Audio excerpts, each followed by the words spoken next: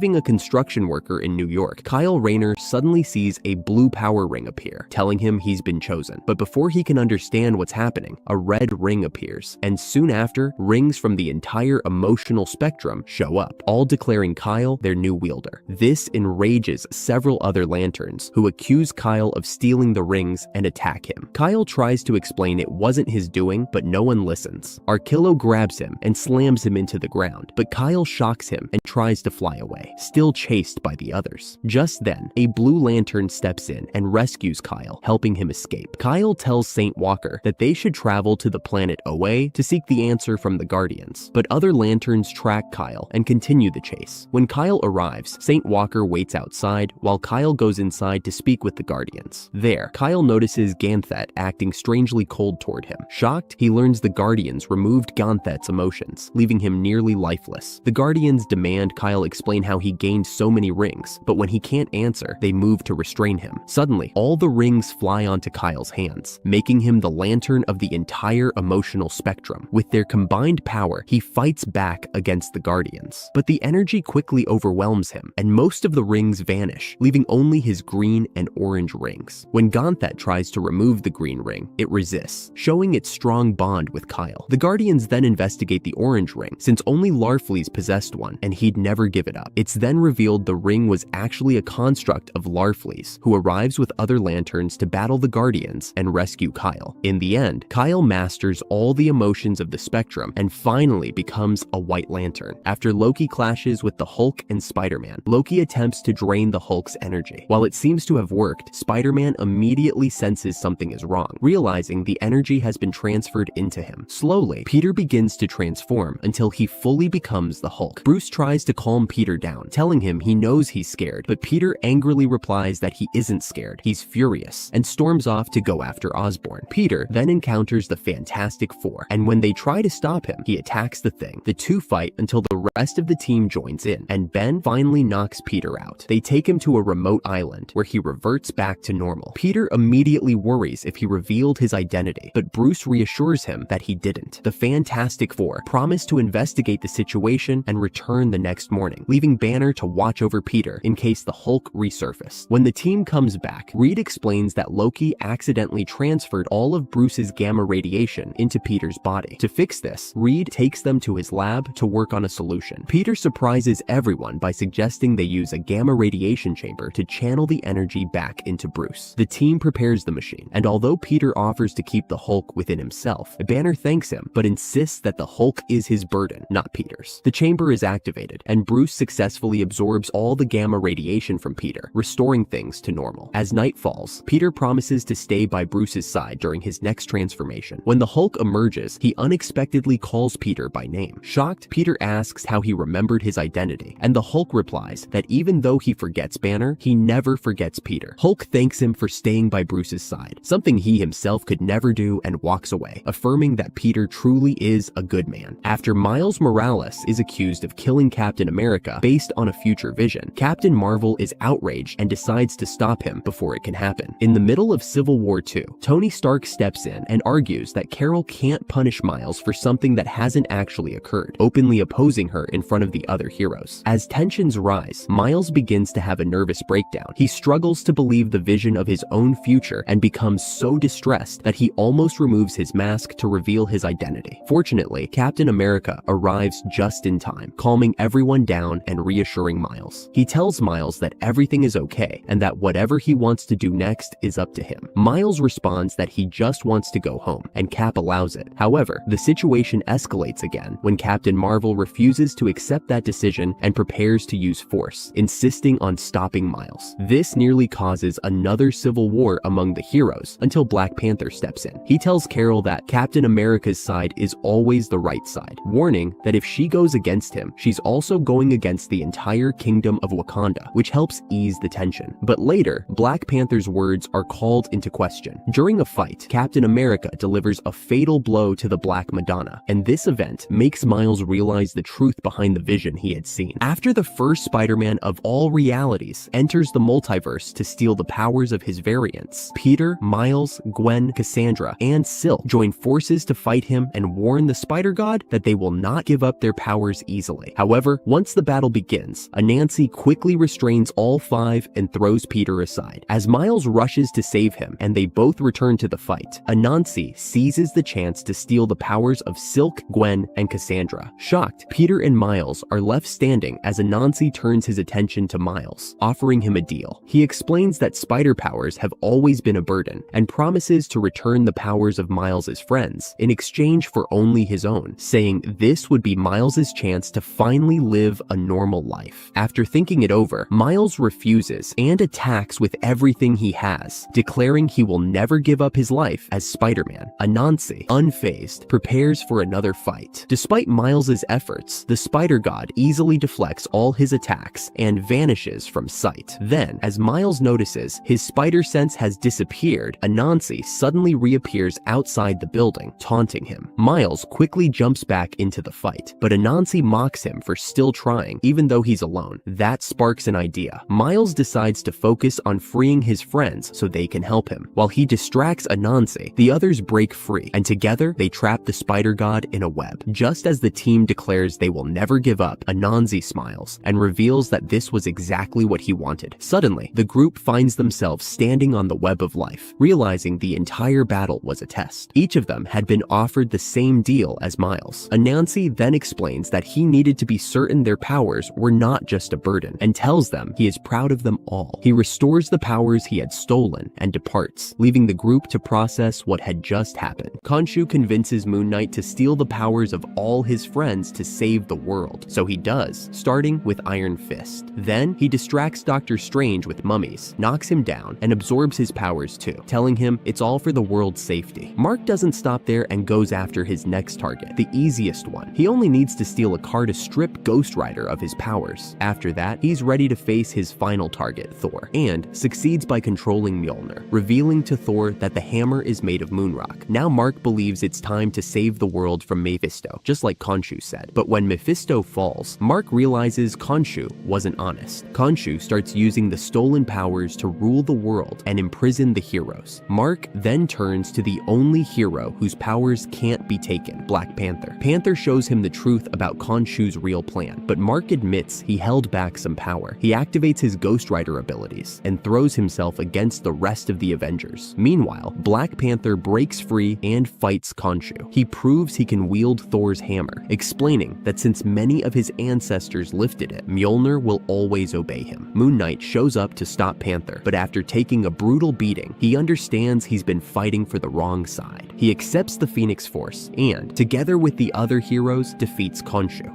After Odin transforms the Punisher back into the cosmic Ghost Rider, Frank asks Odin to send him back in time and immediately travels to the planet Titan to save the future by killing Baby Thanos. However, when Baby Thanos attacks the Punisher in self-defense and receives the Eye of Penance, Frank realizes that Thanos is still innocent and decides to raise him as his son so that he won't become a murderous monster in the future. The Punisher then explains his plan for Baby Thanos and begins acting as a father figure. Not long after, Galactus notices him, and even the Guardians of the Galaxy appear to try to convince Frank to give up on his idea, warning him that they have already seen this new future, and it would create a version of Thanos even worse than the original. But even after hearing all of this, the Punisher refuses to listen, leading the entire Marvel Universe to rise up and fight Frank to stop his plan. One by one, they all fall, until Frank finally kills the last of them. Suddenly, someone emerges from a portal from the future, and Frank comes face to face with the new version of Thanos he created. Despite initially finding a paradise-like future where not only he and Thanos lived peacefully, but also his wife was alive again, Frank soon discovers another side of this future, a world filled with people tortured by Thanos. Outraged, Frank fights his own creation. In the end, Frank crushes this new Thanos and cracks his skull with his bare hand. Realizing his mistake, Frank quickly returns to the past with baby Thanos and decides to return him to his cradle, finally accepting that he cannot raise him. After Flash destroyed Reverse Flash's dream of being a superhero, Thawne grew to hate Barry with all his heart and decided to take revenge by killing Flash. Thawne then goes back in time and begins to study when would be the best moment to kill Barry. After watching him stop his first criminal using his powers, and even the moment Barry was struck by lightning, Thawne decides that instead of killing Barry, he could just take his place and live his dream. But as he gathers the chemicals that were supposed to hit Barry and tries to stand in front of the lightning, Thawne begins to disappear, and Barry is struck anyway. This ends up revealing to Reverse Flash that he could only exist if Barry became the Flash. Thawne is now furious that he can't kill Barry, so he quickly travels back in time to try to humiliate him during his glory days, but that fails and leaves Thawne badly injured. Thawne then tries another plan and decides to kill Barry's girlfriend, but since Flash always stopped him, no matter what, Thawne chooses to strike when Barry was an easier target and travels back to when Barry was just a child. Thawne now works to completely ruin Barry's life, pushing him downstairs, breaking his things, and even making him perform poorly in school sports, which leaves young Barry very sad and lonely. And even when Barry, though depressed, manages to make a friend at school and feels happy again, Thawne simply erases his friend from existence, leaving Barry completely alone. But even after all this, when Barry upsets his mother, saying that nothing in his life ever goes right, and she angrily tells him he must stay strong, Thawne makes a huge mistake, allowing Barry to feel hope again. That small moment of happiness ends up leading to his mother quickly receiving a visit that was far from pleasant.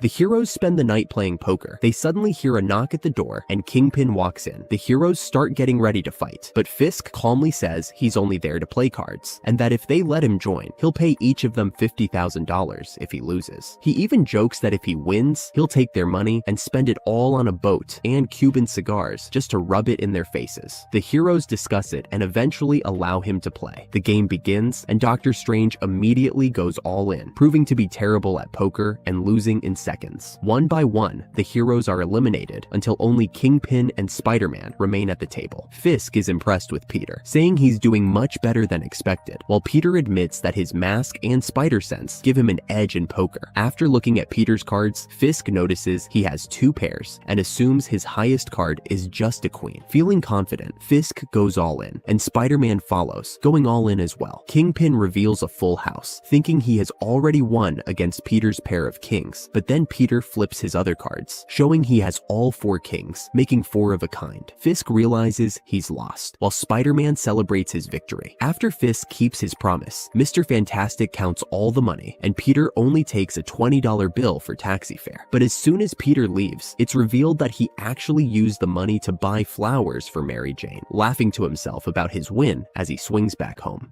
After Spider-Man becomes omnipotent, Peter creates a perfect new city. During an interview with J. Jonah Jameson, the Green Goblin suddenly appears and kills Uncle Ben. But Peter, without hesitation, simply brings Ben back to life as if nothing had happened, then captures the Goblin with ease. When they open the door, they find all the villains gathered to attack. Dr. Octopus is the first to charge, but Peter, with just a touch, transforms Otto into a plant. He then rips Ultron in half, grows into a giant, and wipes out everyone. With a single punch, he even defeats Galactus. Afterwards, Peter casually asks Jameson if he got any good pictures. As they walk through the city, Uncle Ben appears cheerfully, saying that Mary Jane was on the phone, only to be hit by a car and die again. Instantly, Peter revives him once more, already used to the routine. Peter then explains to Jameson that this world was created in a billionth of a second, showing only a glimpse of his power. He reveals what truly happened during the Secret Wars. Doctor Doom was about to absorb the Beyonders' power when a monster threw Wolverine into the energy field. Logan fell, overwhelmed by cosmic energy, muttering about Jean Grey as his claws reverted to bone. Realizing he couldn't withstand the power, Wolverine latched his claws onto Peter and transferred the Beyonders' full energy to him, transforming Spider-Man into the omnipotent being now telling this story.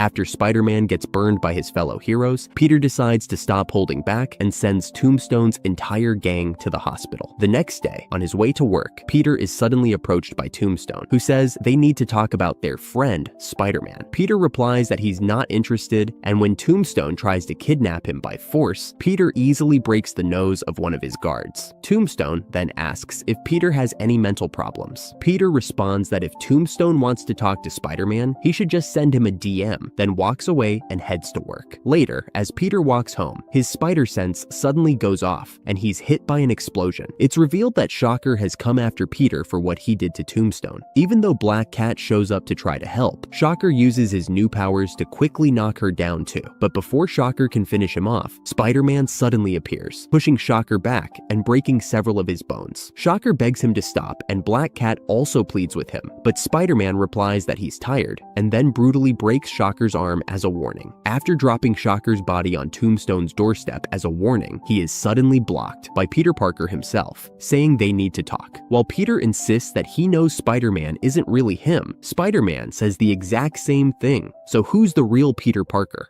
A girl named Vanna filed a restraining order on Spider-Man, who believed he was actually a creep. To escape her parents' troubled relationship, Vanna started a blog to pass the time, where she wrote about how suspicious Spider-Man seemed. She recalled a time in the school gym when a bully suddenly attacked her and her friends. Spider-Man jumped out from under the benches to stop him, but Vanna thought he had been hiding there to peek under her chair. She also remembered an incident at the Science Museum. After leaving the bathroom, Spider-Man was ambushed inside. Even though Peter tried to apologize, he got hit with several bags before the looter broke in to continue their fight. Spider-Man defeated the villain and quickly left, but Vanna was convinced he was acting suspicious. She went on to say Spider-Man kept showing up around her, like during a fight with Sandman at the beach, or battling Rhino at a coffee shop she was visiting. Growing paranoid, Vanna finally went to court to ask for a restraining order. The judge, after reading her stories, was confused because all he saw was Spider-Man saving innocent people, including Vanna herself. Still, to calm her down, the judge granted the restraining order but advised her to seek help, to which Vanna replied that she just had. After the case, J. Jonah Jameson found out and invited Vanna to the Daily Clarion for a story, introducing her to Peter Parker. When she asked Peter if they had met before, he said no and threw away her picture, yet it ended up on the front page the very next day. 40 years later, Vanna lived a lonely life until one day a mysterious woman approached her, claiming to know her. The woman asked if the restraining order was worth it. When Vanna said yes, the woman replied that Spider-Man had only brought her luck by crossing her path, and unlike her, he cared about others more than himself. The woman then revealed she was Mary Jane, Peter's widow, confirming that Spider-Man had died, and asked Vanna if she felt relieved. Shocked, Vanna stayed silent as Mary Jane explained that if Spider-Man had ever seen her in danger again, the restraining order would not have mattered. She added that Peter never let his traumas justify failure, and that even in death, he accomplished far more than Vanna ever had. Vanna admitted she only wanted to feel special and confessed she actually missed him, but Mary Jane was already gone. Back home with her cats, Vanna sat at her computer looking at her blog, now long abandoned, and this time she cried, realizing what she had done with her life.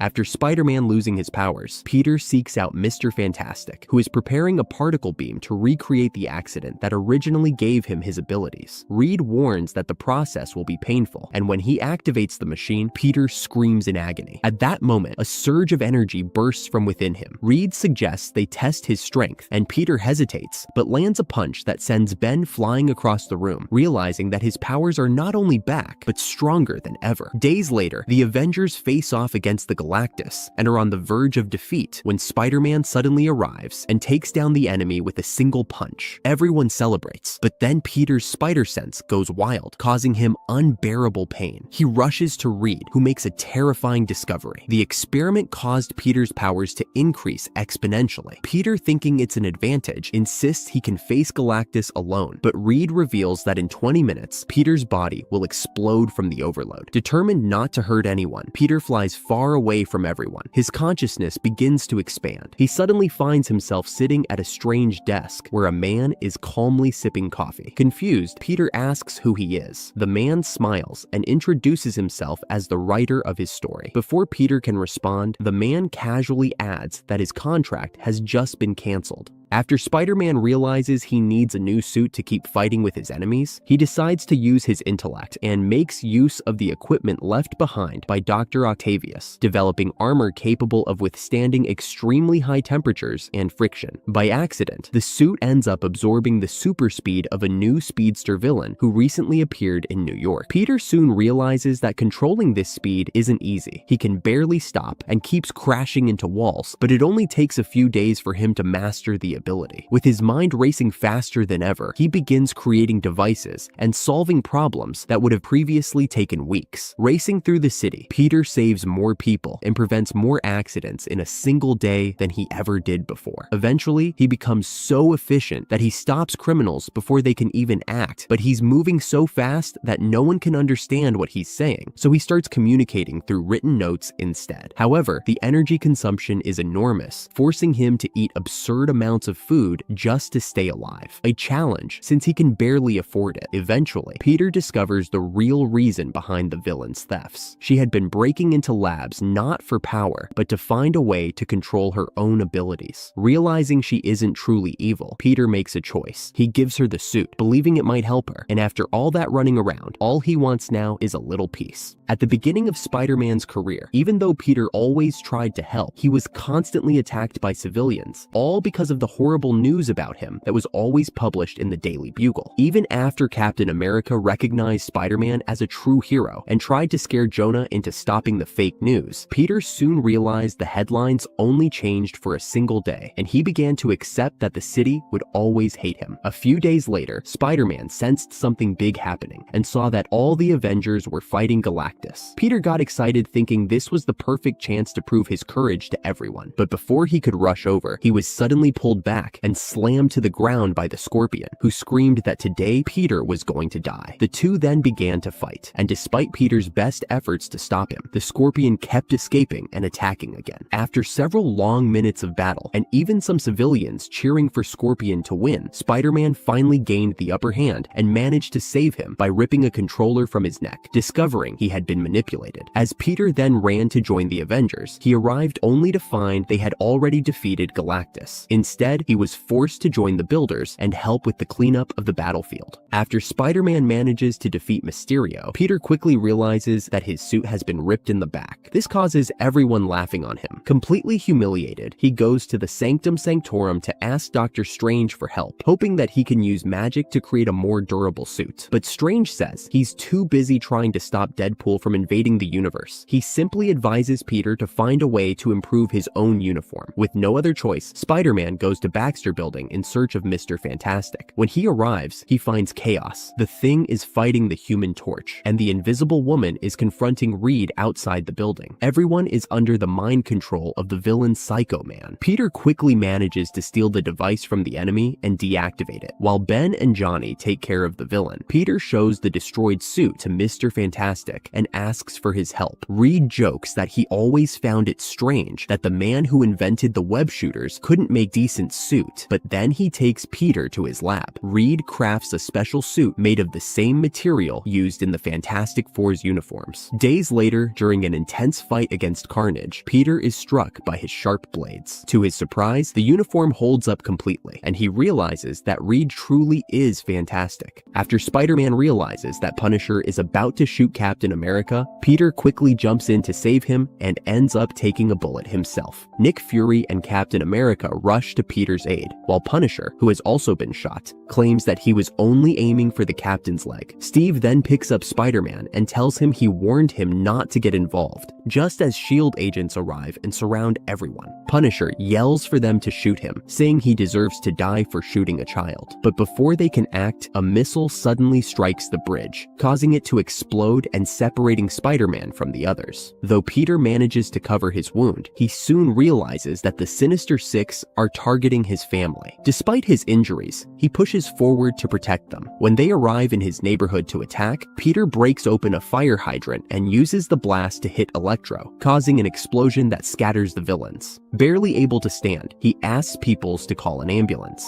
Aunt May arrives, terrified, asking what happened. Suddenly, the Green Goblin appears, forcing Peter to fight once more. Exhausted and battered, Peter gives it everything he has, striking Norman whenever he finds an opening, but eventually he collapses, unable to continue. Just when all hope seems lost, Mary Jane suddenly arrives driving a truck and rams straight into the Green Goblin, giving Peter another another chance. But Norman, still alive, crawls towards Spider-Man, seizes the truck, and attacks with it. The truck suddenly explodes, throwing Peter across the street, leaving him broken and near death. Mary Jane runs to him, screaming for help as Aunt May approaches in shock. Peter weakly tells her that everything is fine, that although he couldn't save Uncle Ben, he was able to save her. With those final words, he dies in her arms, leaving his family in despair, and at last reunites with Uncle Ben in the afterlife. After Spider-Man and MJ meet up with some friends for lunch, Mary Jane suddenly complains to Peter that their daughter is on the roof again. Although Peter doesn't see much of a problem, Mary Jane asks him to get May down, and Peter immediately obeys. But just as he's about to help May, all the spiders suddenly sense an intense danger through their spider sense. Realizing this could be a global crisis, Peter quickly says goodbye to everyone, puts on his suit, and heads out to speak with Mr. Fantastic. Meanwhile, at the Baxter Building, the Fantastic Four are trying to understand what's happening when they are abruptly interrupted by the Watcher. He explains that a matter-destroying machine as old as the universe itself and buried deep in the Earth's core has suddenly begun to awaken, warning the heroes that the planet is doomed. Refusing to give up, the Fantastic Four assemble a small team of heroes to travel to the Earth's core and stop the machine, while other heroes remain on the surface, rescuing as many civilians as possible amid the chaos of global earthquakes and volcanic eruptions. The group launches their attack, but things go horribly wrong. The Thing is completely disintegrated, and Wanda's body is reduced to nothing, as all the matter within her is destroyed. Vision then enters the machine and sacrifices himself to buy the heroes a few precious seconds. Doctor Strange takes advantage of this moment to cast the only spell he can think of, one that deactivates all technology on Earth, which also disables the machine. As the machine realizes what's happening, it strikes back and fatally wounds Strange. However, the spell continues and the planet is saved at a great cost. All technology on Earth instantly shuts down, including Spider-Man's web shooters. Peter panics when he sees that his apartment building has collapsed and races there to find Mary Jane and their daughter. But to his complete surprise and relief, he finds little May safe and sound, having somehow prevented the destruction and saved everyone. Overcome with emotion, Peter bursts into tears of joy. After Batman steals a pill from Superman that grants super strength and durability to anyone who takes it, Bruce begins analyzing the formula on his computer with the plan to mass produce the pills to stop Superman. Seconds later, Alfred warns him that Superman is on his way, and before the analysis can finish, Superman arrives, furious. Clark grabs Batman, saying he's going to end this once and for all, but when Bruce points out that he'd already be dead if Superman really wanted that, Clark grows even more irritated and throws him aside. Batman stalls for time until the analysis is complete. He plays recordings of Clark's wedding to distract him and uses a sonic device to stun him. As the analysis finishes, Bruce rushes for the super pill, but before he can take it, Superman seizes his hand and stops him, saying he won't kill him, but he will immobilize him. Superman then brutally breaks Bruce's spine. When Clark turns back to grab the pill, however, it's gone. Suddenly, Alfred appears, taps Clark on the shoulder, and headbutts him so hard that his nose breaks, revealing that Alfred had taken the pill. Empowered, Alfred slams Superman to the ground, scolding him and striking his face while shouting that he has no right to destroy his family. After leaving Clark broken and humiliated, Alfred calmly helps Bruce to his feet, cleans his hands, and walks him to the teleporter, leaving Superman behind in the Batcave. After Superman reads an article claiming that Batman kidnapped a little girl, he becomes furious and immediately goes to the Justice League, insisting that they must take action. However, Green Lantern, Martian Manhunter, and a drunken superhero ask Superman to calm down and hear Batman's side of the story first. Wonder Woman, on the other hand, is outraged and declares that they should kill Batman immediately. Hearing this, Superman becomes even more irritated and accuses Diana of being ignorant. In a fit of anger, he throws her out of the room. As she leaves, Wonder Woman steals a kiss from him and disappears. Later, Green Lantern decides to visit Gotham alone to find out the truth. He contacts Bruce, who gives him the address to one of his hideouts. When Hal arrives, he is surprised to find a comfortable chair painted entirely yellow, and both Robin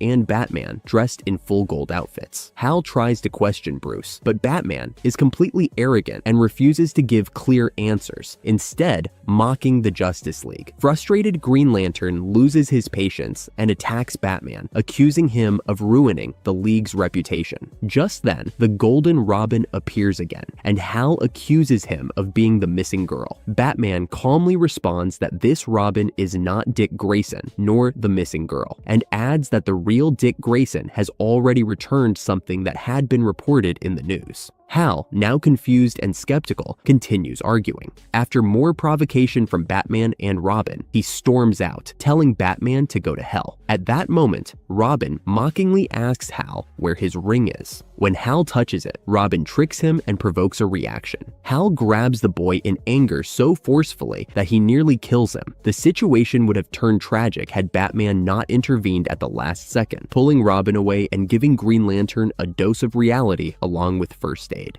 After a boy suffers a nasty accident while riding his bike, Superman immediately appears and offers to help. Clark examines the damage and uses his strength to try to fix it, but ends up breaking it even more. Unamused, he asks if James wants a ride home, and the boy quickly agrees. The two fly together over the city, and James has so much fun that he asks to go again. Superman smiles and takes the boy on another ride through the skies until they finally arrive home. Before parting ways, James offers to make the hero a sandwich, but Superman says he needs to save the day and leaves to stop a robbery, only to find two armed men when he arrives. Superman senses they are out of bullets and that they aren't truly violent, so he lets them go. Later, when James's mother returns from work, the boy cheerfully tells her that Superman flew him home. She doesn't believe him until he appears at the door delivering a new wheel for the boy's bike and also offers to help fix it. 6 years later, as an adult, James watches on television the monster that Superman had become. All this after the Joker accidentally killed his wife and child. James says he only misses the hero who once had time to stop and help a boy who had just fallen off his bicycle. I miss the man of yesterday.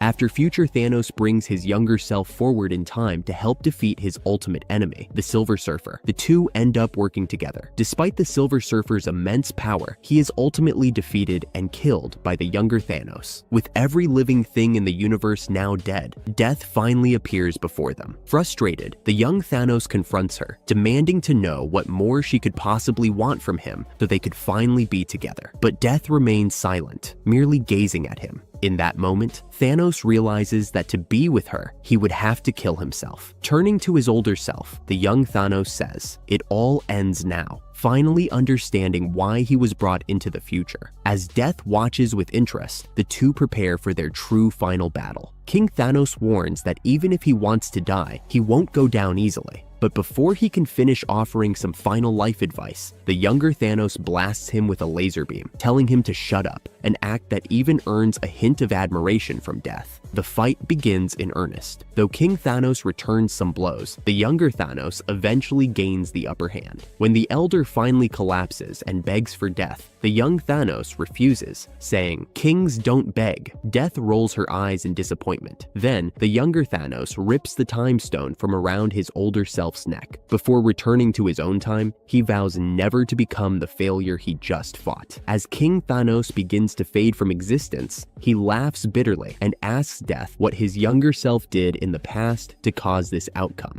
Death simply replies, "He earned it." Thanos stole the blanket of a baby named David. 5 years later, David began telling his mother that a monster would appear every year on his birthday. On that same day, his father died in an accident caused by Thanos. At 16, the Titan took David's cell phone and sent cruel messages to his girlfriend, ending their relationship. At 21, Thanos poisoned the drinks of all of David's friends at his birthday party. At 25, he set fire to David's college. At 27, he killed David's cat and caused him to lose both his job and his home. On his 30th birthday, Thanos didn't show up for the first time, as he was away fighting the Avengers. When David turned 31, just as he thought he was finally free, Thanos returned. He said he felt bad for missing the previous year, and as compensation, destroyed everything around David's house. By his 45th birthday, David was broken inside. He tried to convince himself he wouldn't let it ruin his life anymore, and that he finally understood why Thanos tormented him. But before he could say more, Thanos tore apart his apartment and left, saying he didn't care. The following year, Thanos acted differently. He helped a woman cross the street, a simple gesture, but this delayed the bus that would have taken a woman named Stephanie to meet another woman named Suzanne. That meeting would have changed the world. Together, they would have ended boredom and cured all known diseases. But it never happened. Stephanie lived an ordinary, unremarkable life. Shortly before she died, Thanos appeared only to show her what she could have been if he hadn't intervened. A single tear rolled down her face in her final moments, and then he left. All of this was done to impress and win the love of Death. But in the end, she never even noticed what Thanos had done.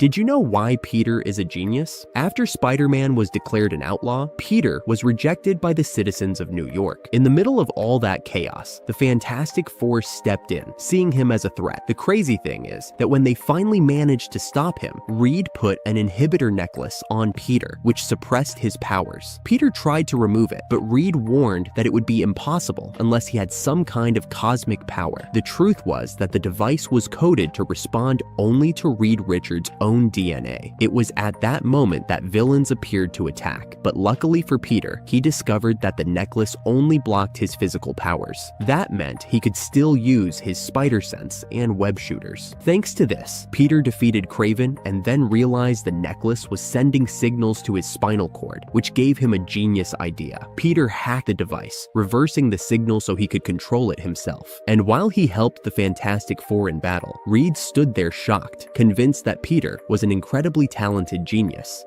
The absolute Batman universe is becoming downright bizarre. The strangest part is that most of the villains in this universe are transforming into some of the most grotesque aberrations ever created. Among them, one of the most sinister is Bane, who in this reality is gigantic. The Madman has become even larger and more muscular, and with his infamous serum, he can double his size. In addition to his enhanced strength and size, he now emits an intimidating aura and fights even better than Batman himself. And that's not all. This universe's version of Killer Croc is also extremely grotesque and might be one of the most horrifying monstrosities ever conceived. His mouth is so massive that he can swallow 3 people at once without the slightest effort. However, perhaps the most terrifying aberration of all is Poison Ivy. In this universe, she is literally a living forest, with towering trees that each have faces and can communicate. On top of that, she can create zombified plant beings to serve her. All of this proves that in this universe, Batman's villains are grotesquely deformed and terrifying monsters, and the Dark Knight will suffer greatly in his battles against them. But, as we already know, with enough preparation, there's nothing Batman can't handle. In an alternate reality where Peter Parker wasn't bitten by the spider and instead a fellow student was, Peter returns home only to find himself face to face with an intruder pointing a gun at Aunt May and Uncle Ben. Peter then pulls the gun to his own forehead to save his aunt and uncle and is shot. But in the meantime, Uncle Ben seizes the opportunity to take down the criminal. Ben and May rush Peter to the hospital, and the doctors say he may never walk again. However, Peter eventually manages to return to school, despite having difficulty walking. There, Peter is greeted by Flash Thompson, who says Peter did the bravest thing he has ever seen anyone do. Admitting he was wrong about Peter, Flash suggests they become friends, convincing even the rest of the school, finally giving Peter the recognition he deserved. A short time later, Sandman suddenly invades the school, but is stopped by the girl who was bitten by the spider instead of Peter, now known as Silk. Peter, being very impressed with the heroine, arranges a meeting with her one night and shows off several gadgets he created to help Silk fight her enemies as a way of thanking her for saving him and his school. After being impressed with Peter's inventions, Silk agrees to form a duo, with Peter serving as her tech support. From there, things start going well for Peter. He goes on to create all the gadgets Silk uses in her crime-fighting career. After graduating middle school, he earns a scholarship from Norman Osborn himself, and eventually even lands a good job at Oscorp, where he manages to become Employee of the Month, in addition to being one of Osborn's most valued employees. While Superman was fighting Metallo, a man stood near a building, convinced that if Superman won and saved him, it would be a sign from God that he deserved to live. After defeating Metallo and talking with Star Labs, Superman hears something strange, turns around and realizes the man had jumped. He catches him at the last second and tells him to seek help. Back home, the man immediately posts online that Superman saved him. The next day, he tests his luck again and jumps off a bridge, once more being saved by Superman. This time, Clark grows worried and visits the man's parents, telling them they need to help their son before he does something worse. To his surprise, the parents say everything is fine since Superman will always save him. Confused Superman asks if it's just some strange family hobby, but the parents explain that it isn't. Jumping to be saved by Superman is actually a religion with more than 900 followers across the city. At the same time, all 900 members of the church gather, wearing Superman shirts, climbing buildings, and preparing to jump, believing that if Superman Superman saves them, they deserve to live.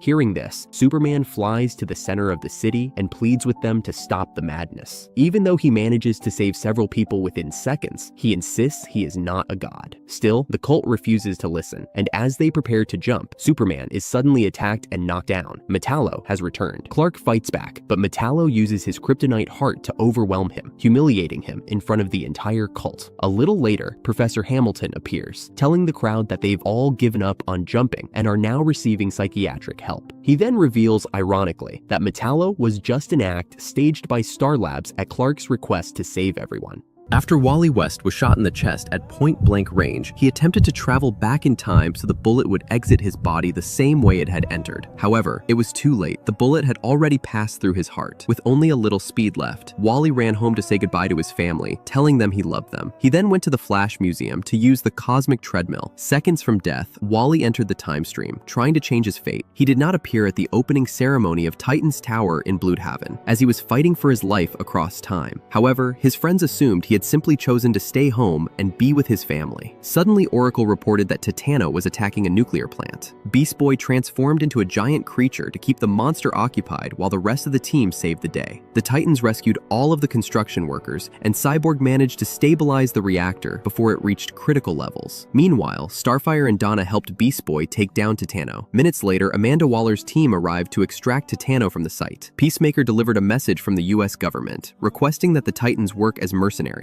The team refused, saying their mission was to serve the world, not just one nation. Upon returning to Titan's Tower through a boom tube, they noticed a trail of blood. Nightwing immediately recognized the pattern and followed it inside. There, they found the lifeless body of Wally West, with clues to his death projected on the computer screen. After a drunk man is struck by a death ray during a Justice League mission, the other League members take advantage of the distraction and defeat the villain. But when the drunk man, Patrick, starts complaining that he's in severe pain from the ray, no one in the League takes him seriously, assuming he's just joking around as usual. Feeling disappointed and dismissed, Patrick heads home and distances himself from the Justice League, hoping that some sleep might help him recover from the effects of the death ray. However, after a few hours, he realizes he isn't healing quite the opposite. His arm has almost completely melted. Now, genuinely worried, Patrick wraps his arm in a plastic bag and rushes back to the League to explain what's happening. Once again, they ignore him, still convinced he's just fooling around. Disheartened, Patrick walks away until he's stopped by Bobo, the chimpanzee detective, who recognizes that Patrick's situation seems serious. Bobo advises him not to see a regular doctor, but rather consult a chemist. Patrick takes Bobo's advice and visits Dr. Vera, explaining his symptoms. After analyzing him,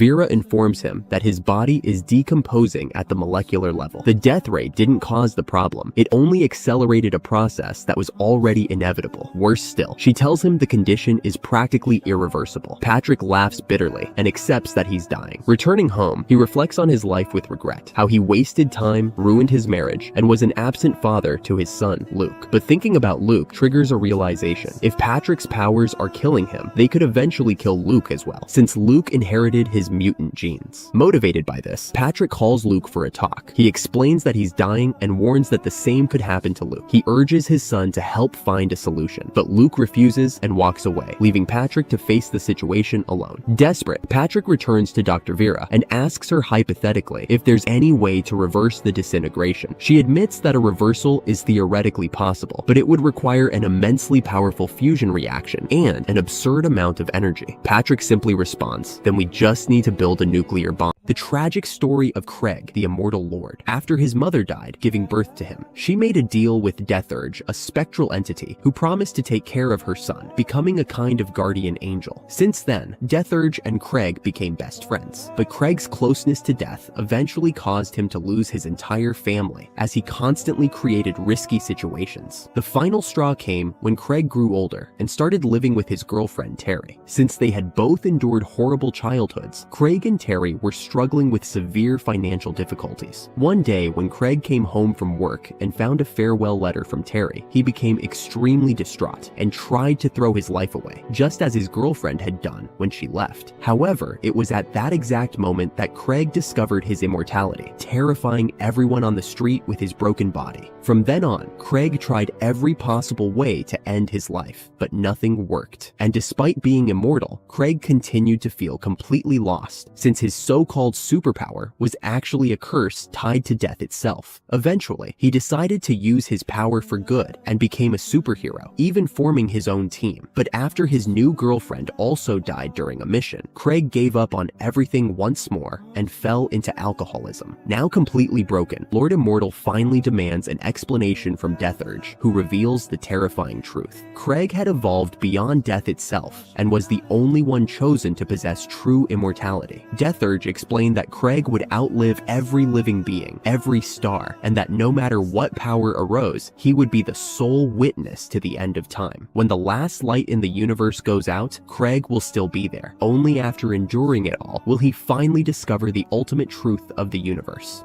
After Captain America and his girlfriend spent their last night together before Steve went off to war in 1945, 4 months later, Captain America disappeared and was presumed dead. After a few months later, Gail discovered she was pregnant with Steve's child. The government then intervened and demanded that she hand the baby over, claiming they wanted to raise the boy to follow in his father's heroic footsteps. But this was a lie. The truth was that they didn't want to honor Captain America's legacy. Instead, they wanted to secretly create a new super soldier. Over the years, the boy was raised on a military base and trained as both an athlete and a strategist. Like his father, he was gentle, but he was also much smarter, a tactical genius who could defeat grandmasters at chess. By age 14, he had already surpassed Captain America in both speed and strength. But when he turned 17, he finally revealed his true nature, a psychopath. He slaughtered all the scientists in the lab, proving he had only been pretending to be obedient until the right moment to escape. The boy then rampaged through the military base, killing everyone in his path, 247 people in total, until he was the only one left alive. After he went to the kitchen, grabbed a knife, and cut his own skin, peeling away the face that connected him to his father. From then on, he became the Red Skull. Years later, after Captain America was rescued from the ice and had joined the Avengers, Steve went on a mission with the Hawkeye to fight AIM soldiers. Suddenly, the Red Skull appeared. The two fought, and the Red Skull easily defeated Captain America. After lifting Steve by the hair, he whispered something in his ear before throwing him out of the helicopter. Hawkeye jumped to save him, and afterward, Steve revealed that the Red Skull had claimed to be his son. Shocked and angry that his friends had hidden the truth from him for years, Captain America attacked, striking Hawkeye and then storming AIM's base, defeating everyone inside before fleeing. Meanwhile, the rest of the Avengers went to AIM's headquarters to search for the Red Skull, only to find the massacre he had left behind. The Red Skull soon appeared and revealed he had stolen the power of the Tesseract, defeating the Avengers one by one, even tossing the Hulk into the sky with a single thought. Just as he was about to finish them, Captain America arrived in a jet to stop him, but the Red Skull overpowered him again. At that moment, Red Skull swooped in to claim the Tesseract for himself. Captain America used the opportunity to counterattack, striking Red Skull from behind and immobilizing him. Though Red Skull survived and was taken to a hospital, he admitted that he only wanted the Tesseract to go back in time and give himself a chance to live a normal life. But Nick Fury declared that he didn't deserve such a chance and ordered one of his agents to shoot him in the head, killing him in his hospital bed. After a boy named Bailey discovers that he is a mutant, he immediately goes with his parents to Professor Xavier's school to find out what his powers are. However, Bailey's excitement is crushed when he overhears someone say that his power is basically to explode once and then die. Feeling devastated that he has the worst superpower ever, Bailey decides to leave, thinking at least he still has his parents. But suddenly, a sentinel accidentally steps on them, killing them instantly. Farah rushes over to take Bailey in, and after the sentinel is destroyed, Bailey goes to live at Xavier's school. Jubilee introduces him to the place, and he meets several other students like Regis and his brother Rishis, who can turn anything into solid gold. Farah tries to cheer Bailey up by making him an assistant to various super mutant teams, but everything goes wrong. Traumatized by failed missions, Bailey breaks down emotionally. One day, while lamenting his situation in a small forest, Rags appears and tells him he could break up with her. But when Bailey shares how depressed he is, Rags suddenly reveals herself to be Mystique in disguise. She quickly kisses him and promises to return for him soon, saying she understands what it's like to feel different from the other X-Men. Bailey is left completely shocked for days until he finally receives a message from Mystique asking asking him to eliminate Professor Xavier. Despite the request, Bailey ignores the message and tries to live a normal life. Eventually, however, he is kidnapped and taken to Magneto and his team. Magneto tries to convince Bailey to use his power to kill Xavier, claiming it's the only way his life could have meaning. He then knocks Bailey out and sends him back to the school. Later, after getting into a fight with Rishis during a mission, triggered by being called useless, both are stopped by Storm and brought to Professor Xavier. After Xavier encourages them to better control their emotions, Bailey asks him what the true meaning of life is. Xavier calms him by saying that there is none, and that all anyone can do is try to be a good person.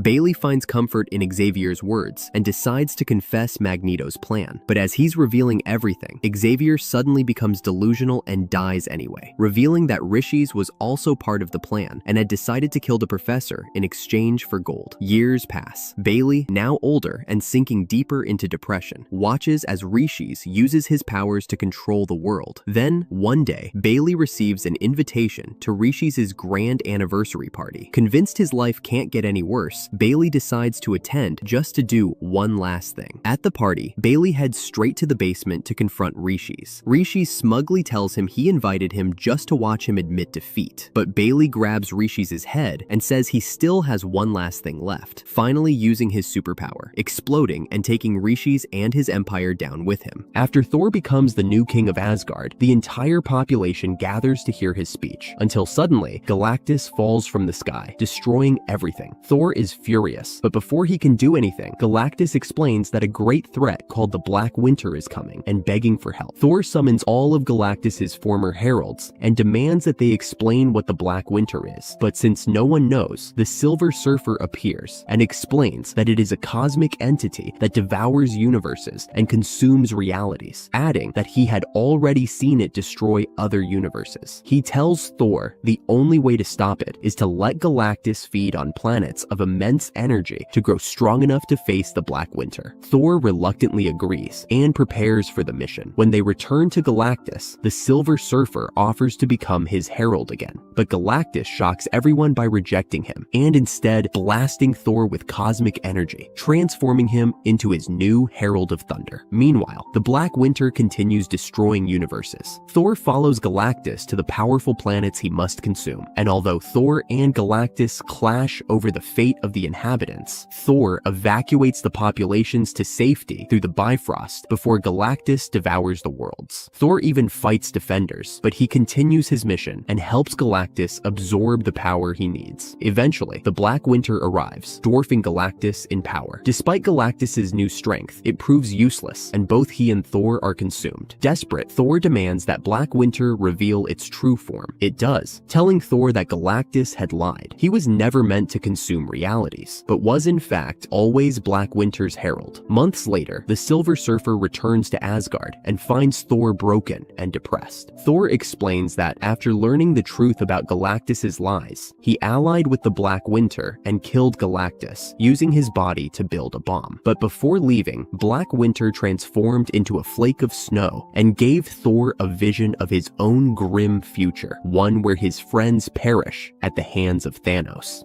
After Thor becomes unworthy and can no longer lift Mjolnir, he tries to run away, leaving the hammer behind, but no matter where he goes, Mjolnir follows him, constantly reminding him that he is unworthy. Frustrated, Thor begins to pound the hammer until his hands bleed, but Thunderer suddenly appears and tells him, "No, that is not how you throw a punch." Thunderer explains that Thor was striking out of anger instead of focus, which only hurt him more than the hammer, and decides to teach him how to land a true punch. They both teleport to the hidden city of Kunlun, where Thunderer explains that the power of the Iron Fist is there, but no one alive carries it. Thor then begins training to become the new Iron Fist, striking Mjolnir, which is made of the hardest metal in all the realms and strong enough to break even the bones of gods. After 30 days of punching the hammer, Thor's fists had become as strong as Mjolnir. When he started cracking it with his blows, Mjolnir fought back, trying to escape. But with more effort, Thor managed to defeat the spirit of the hammer, rejecting the title of God of Thunder forever. hammer, Thunderer appeared, and when Thor said he would not lift the hammer, Thunder congratulated him with a punch. Confused, Thor asked what he was doing. Thunder replied that beating the hammer did not make him worthy of the Iron Fist, and that to truly earn it, he had to defeat Thunder himself. Thor then sent him flying with one superpowered punch, and Thunderer admitted he had never felt such a perfect strike. He told Thor it was an honor to guide him, but also revealed the truth. He had not trained Thor to take the Iron Fist, nor to lift any other weapon, but to embrace the ones he was born with. Thus, Thor was officially named the new god of fists, the only one able to stand against the masters of evil. Batman doesn't actually sleep like a normal person. He follows a polyphasic sleep routine, meaning that instead of sleeping for several hours at night, he takes multiple short naps throughout the day. Bruce can typically function on just 2 hours of rest. This method of maximizing his time stems from his early years of training, during which he was tortured by a man who essentially broke his natural need for sleep, forcing his brain to suppress the urge for rest. As a result, he was able to program not only the Batcomputer, but also all of Wayne Manor's systems to alert him the moment any crime is detected, no matter the time. Even when Batman has nothing urgent to do, he remains productive by fixing any minor issues in the Batcave, or spending his time reading in the library. When the likelihood of a major crisis in Gotham is relatively low, Batman often contacts his allies to check for criminal activity elsewhere, or to see if they need help with crime prevention projects. If there's still nothing to do, he goes out in the Batmobile to stop small illegal activities, such as catching local drug dealers or intervening in minor disturbances. Batman isn't known for casually reaching out to his friends unless he needs help with something. On rare occasions, if he contacts someone without a real reason, like the time he called Aquaman to ask for something Arthur clearly couldn't do, his friends immediately notice. They then try to make the most of their unexpected free time with Bruce. Even with his habit of avoiding rest, there are still nights when Bruce gives in, usually thanks to Alfred's persistence. After much insistence, Alfred sometimes manages to convince him to sleep a little longer than usual, but as always, Batman quickly returns to his patrol as soon as he wakes. The day Superman unleashed the world's most dangerous villain.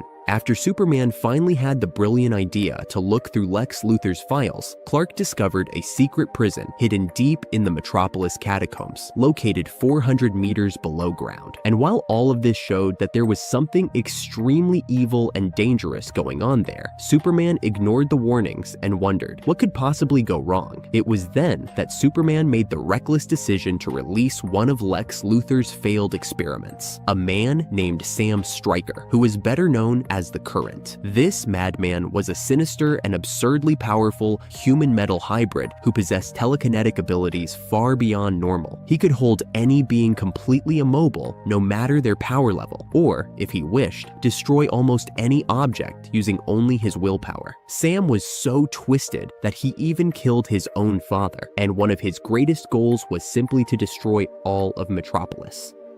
After a random man finds Mjolnir and surprisingly picks it up, several excited reporters rush over, trying to record what happened. Iron Man then quickly arrives to calm the situation, scaring the reporters away. He pulls the man aside to talk and gets straight to the point, claiming it was all a hoax and asking him to hand over the hammer so he can return it to Thor. But just then, a lightning bolt strikes them both, and Thor suddenly appears, apologizing for the confusion. Thor approaches the man to ask for his hammer back, but before he can touch it, Mjolnir suddenly flies out of the man's hand and lands in Tony's grip. Tony insists he wants some answers from Thor first. Iron Man then scolds Thor, saying the whole mess happened because Thor thought it would be funny to leave his hammer lying around. He warns that it was reckless and that any thief could have found it. But when Tony overreacts and actually strikes Thor with Mjolnir in anger, Thor becomes furious and reminds Stark that even without the hammer, he's still a god, and that Tony is just a tin man playing with lightning.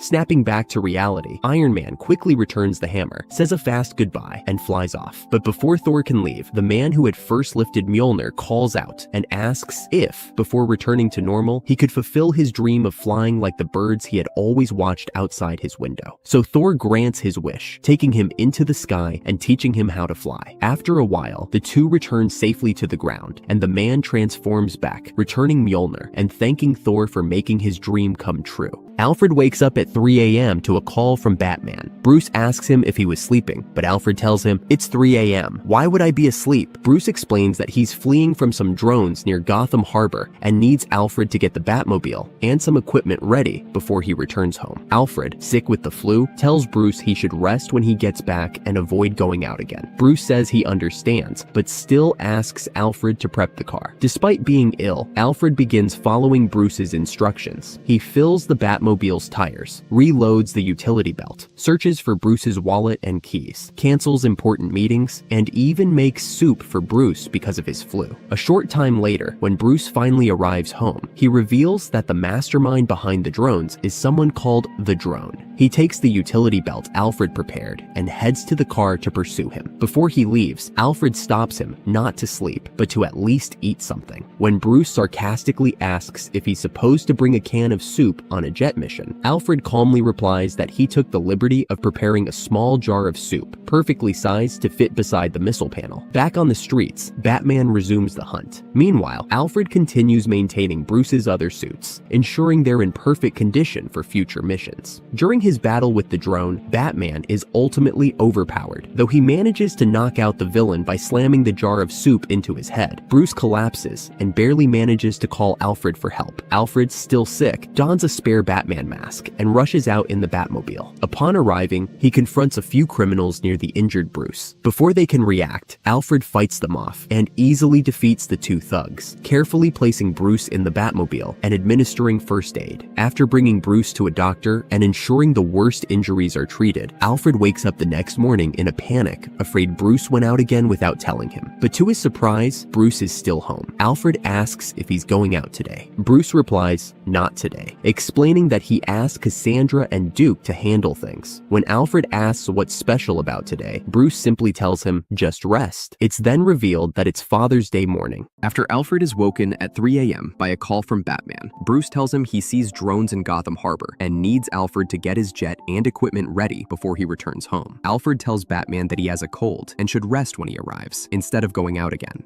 Bruce says he understands, but still asks him to prepare the jet. Alfred follows Bruce's orders. He inflates the Batmobile's tires, recharges the utility belt, finds his wallet and keys, cancels important meetings, and even makes soup to go, thinking about Bruce's cold. Soon after, when Bruce arrives home, he learns that the villain behind the drones is called the Drone. He immediately takes the utility belt Alfred prepared and heads to the jet to chase him. Before leaving, Alfred tells him he understands why Bruce doesn't want to sleep, but asks him to at least eat something. When Bruce jokes about bringing a pot of soup on the jet, Alfred reveals he prepared a small flask of soup that fits next to the missile panel. Back on the streets, Alfred begins repairing Batman's other suits, making sure they are ready for future missions. However, during the fight with Drone, Batman is stabbed. Even so, he knocks out the villain by throwing the flask of soup at his head. Bruce, badly hurt, manages to reach an alley and with difficulty calls Alfred for help. Alfred quickly puts on a Batman mask, leaves the Batcave in the Batmobile, and when he arrives, he finds thugs surrounding the injured Batman. Before they can hurt him, Alfred fights them off and defeats both criminals. He carefully puts Bruce in the Batmobile and starts first aid. After taking him to a doctor, both recover from their worst injuries. The next day, Alfred wakes up worried, thinking Bruce left without telling him, but is surprised to see him still there. Alfred asks if he is going out again, and Batman replies that he won't today, saying Cassandra and Duke will replace him. When Alfred asks what is special about that day, Bruce simply tells him to rest. It is then revealed that morning is Father's Day. After Wolverine decided to wipe out the entire Hulk family, he left only one survivor, a baby. From that day on, old Logan adopted the child and raised him as his own son. One night, while Logan was sitting beside a bell, reflecting on his past and how all his choices brought him here, he and the baby were suddenly attacked by the Ghost Rider gang. But for Logan, that was nothing new, and he defeated them without much trouble. Later, Logan went out to search for food and supplies, wandering into an abandoned city. There, Wolverine came face to face with a giant robot. At first, Logan tried to tear it apart with brute force, but then discovered its armor was made of adamantium. Realizing he couldn't break through directly, he grabbed a piece of the robot's frame and started aiming at its joints instead. Eventually, the robot's mask broke off, revealing that Bruce Banner was inside controlling it the whole time. Logan fought with all his strength, but even then it wasn't enough, and Bruce prepared to finish him off. At that moment, Baby Hulk, worried for Logan, jumped in and ripped Bruce's head head out of the robot's body, saving his father. In the end, Logan and Baby Hulk buried Bruce's head, and Logan said he would plant a tree over it, so one day he and his son could return to visit that place. After Batman finally confronts Darkseid and loses his life in the battle, Gotham City begins to spiral into crime. Wanting to honor Bruce's legacy, Bane decides to try his best to become a hero. Seizing the opportunity, a group of mercenaries targets a wealthy family's home to rob and kidnap. After breaking in through the roof, the criminals prepare to attack a young girl, but the leader orders them to kill Baba, who is sleeping beside her. Suddenly, Bane emerges to stop them. After snapping one thug's spine, Catman also arrives to help, and together they defeat nearly all of the kidnappers. The last criminal standing grabs the girl as a hostage, threatening to kill her if the heroes move. As Bane and Catman hesitate, questioning what it means to be a hero,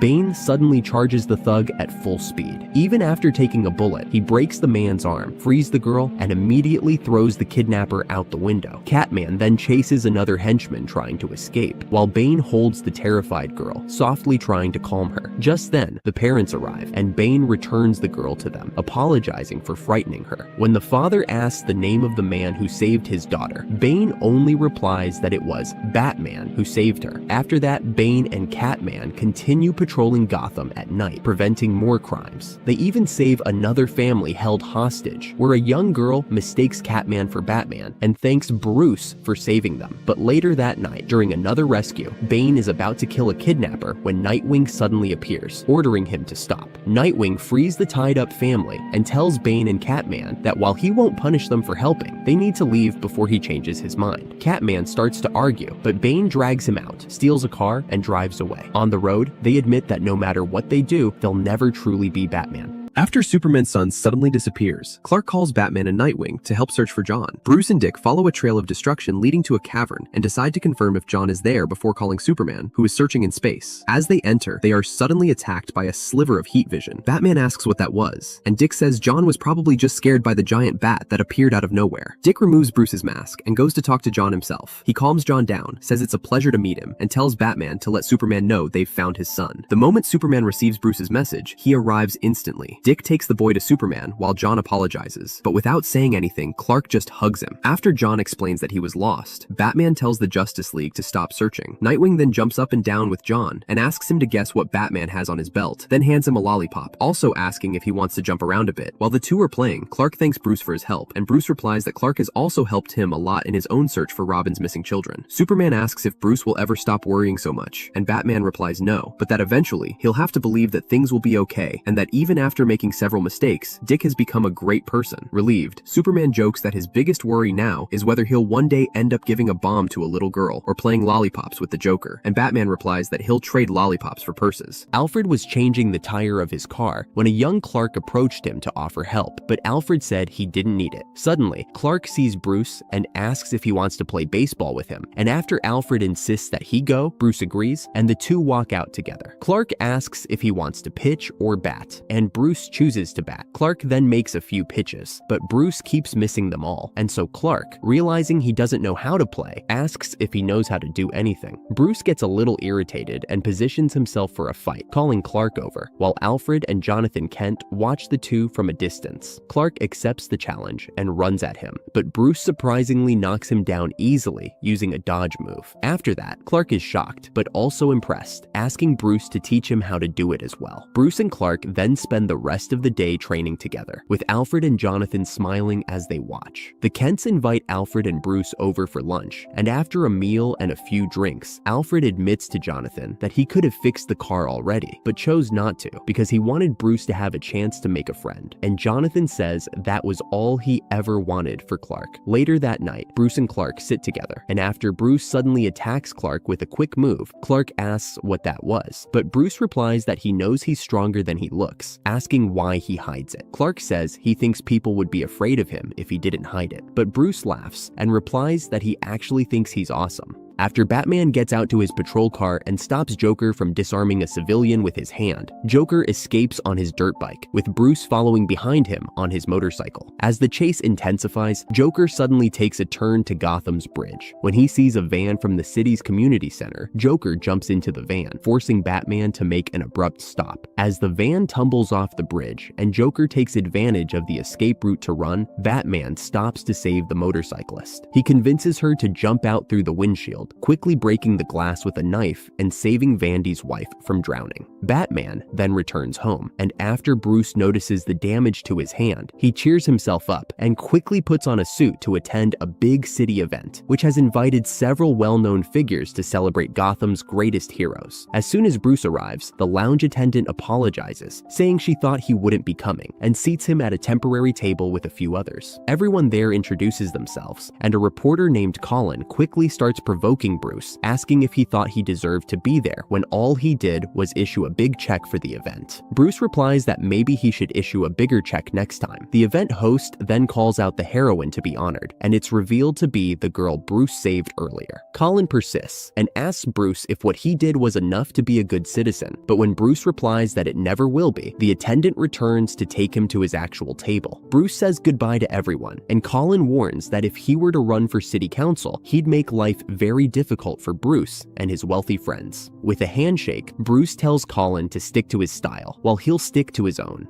After Batman crashes into a stranger's house early in his career, a few hours later, Bruce wakes up in bed, still wearing his mask. Confused about what happened, he sees a woman in a robe who explains that he had collapsed on her porch. Shocked, Batman asks who she is, but she doesn't answer directly, only telling him to keep his voice down so he doesn't wake her young son. She then mentions that he had a nasty cut on his shoulder and that she did her best to bandage it. Batman thanks her for taking care of his wound, but as he gets up to put his costume back on, the woman glances at his physique and comments that he must train a lot. She adds that her son is a big fan of Batman and that the people of Gotham trust him more than the police. Surprised, Bruce admits he thought people feared him, but the woman reassures him that despite being accused of the prefect's death, most citizens believed he was innocent. Batman then takes out a batarang, explaining that he doesn't kill and only uses tools like this. After putting it away, he apologizes for breaking her window and gives her some money to replace the glass, promising to also send flowers. Later that night, Bruce speaks with Alfred on the phone and realizes the beautiful woman he had met wasn't really the apartment's resident at all. She was Catwoman, who had only been there to rob the place. After Batman leaves for his morning patrol, Bruce catches a criminal on the run. But after seeing a frightened boy running with his mother, Batman notices them knocking over several posters and soon discovers that the boy had lost his dog. Later, the boy sneaks out of the house again. He walks into the middle of the street and begins drawing the bat symbol on the ground to call Batman. Just then, a truck speeds by. The driver yells for him to move, but since the boy is deaf, he doesn't hear and doesn't notice the truck. At the very last second, Batman appears and saves him. Seeing that Batman really showed up, the boy quickly speaks to him in sign language. Batman replies that everything is fine, also in sign language. The boy then talks about his dog, and Batman pulls the missing poster from his belt, saying he'll go find it. The boy explains that he was playing with his dog earlier, but after he yelled at some gang members, they decided to kidnap the dog and beat him up before taking the dog away. Batman comforts the crying boy and, after taking him home, receives the dog's toy from the boy. Batman then uses it with Ace to track down the kidnappers. Batman finds their hideout. He gives Ace a treat, knocks on the door, and shows the missing dog poster. The moment a criminal points a gun, Batman grabs him through the door and storms inside, quickly taking down the entire gang with Ace's help. Soon after, Ace points to a box. When Batman opens it, he sighs with relief. Inside is the lost puppy. While the police head to the hideout, Batman takes the box to the Batmobile and returns to the boy's house. He rings the bell, and the boy and his mother answer. They are shocked to see Batman standing there, serious as ever, until he opens the box and reveals the puppy, safe and sound, with a rare smile. Overjoyed, the boy asks Batman to wait. He runs to his room, counts his coins, and gives Batman $6, the amount written on the reward poster. Hugging Batman while crying, the boy thanks him, as does his mother through tears. Batman later returns home and pins the boy's missing dog poster on his wall, revealing a mural filled with cards of all the pets he has helped return.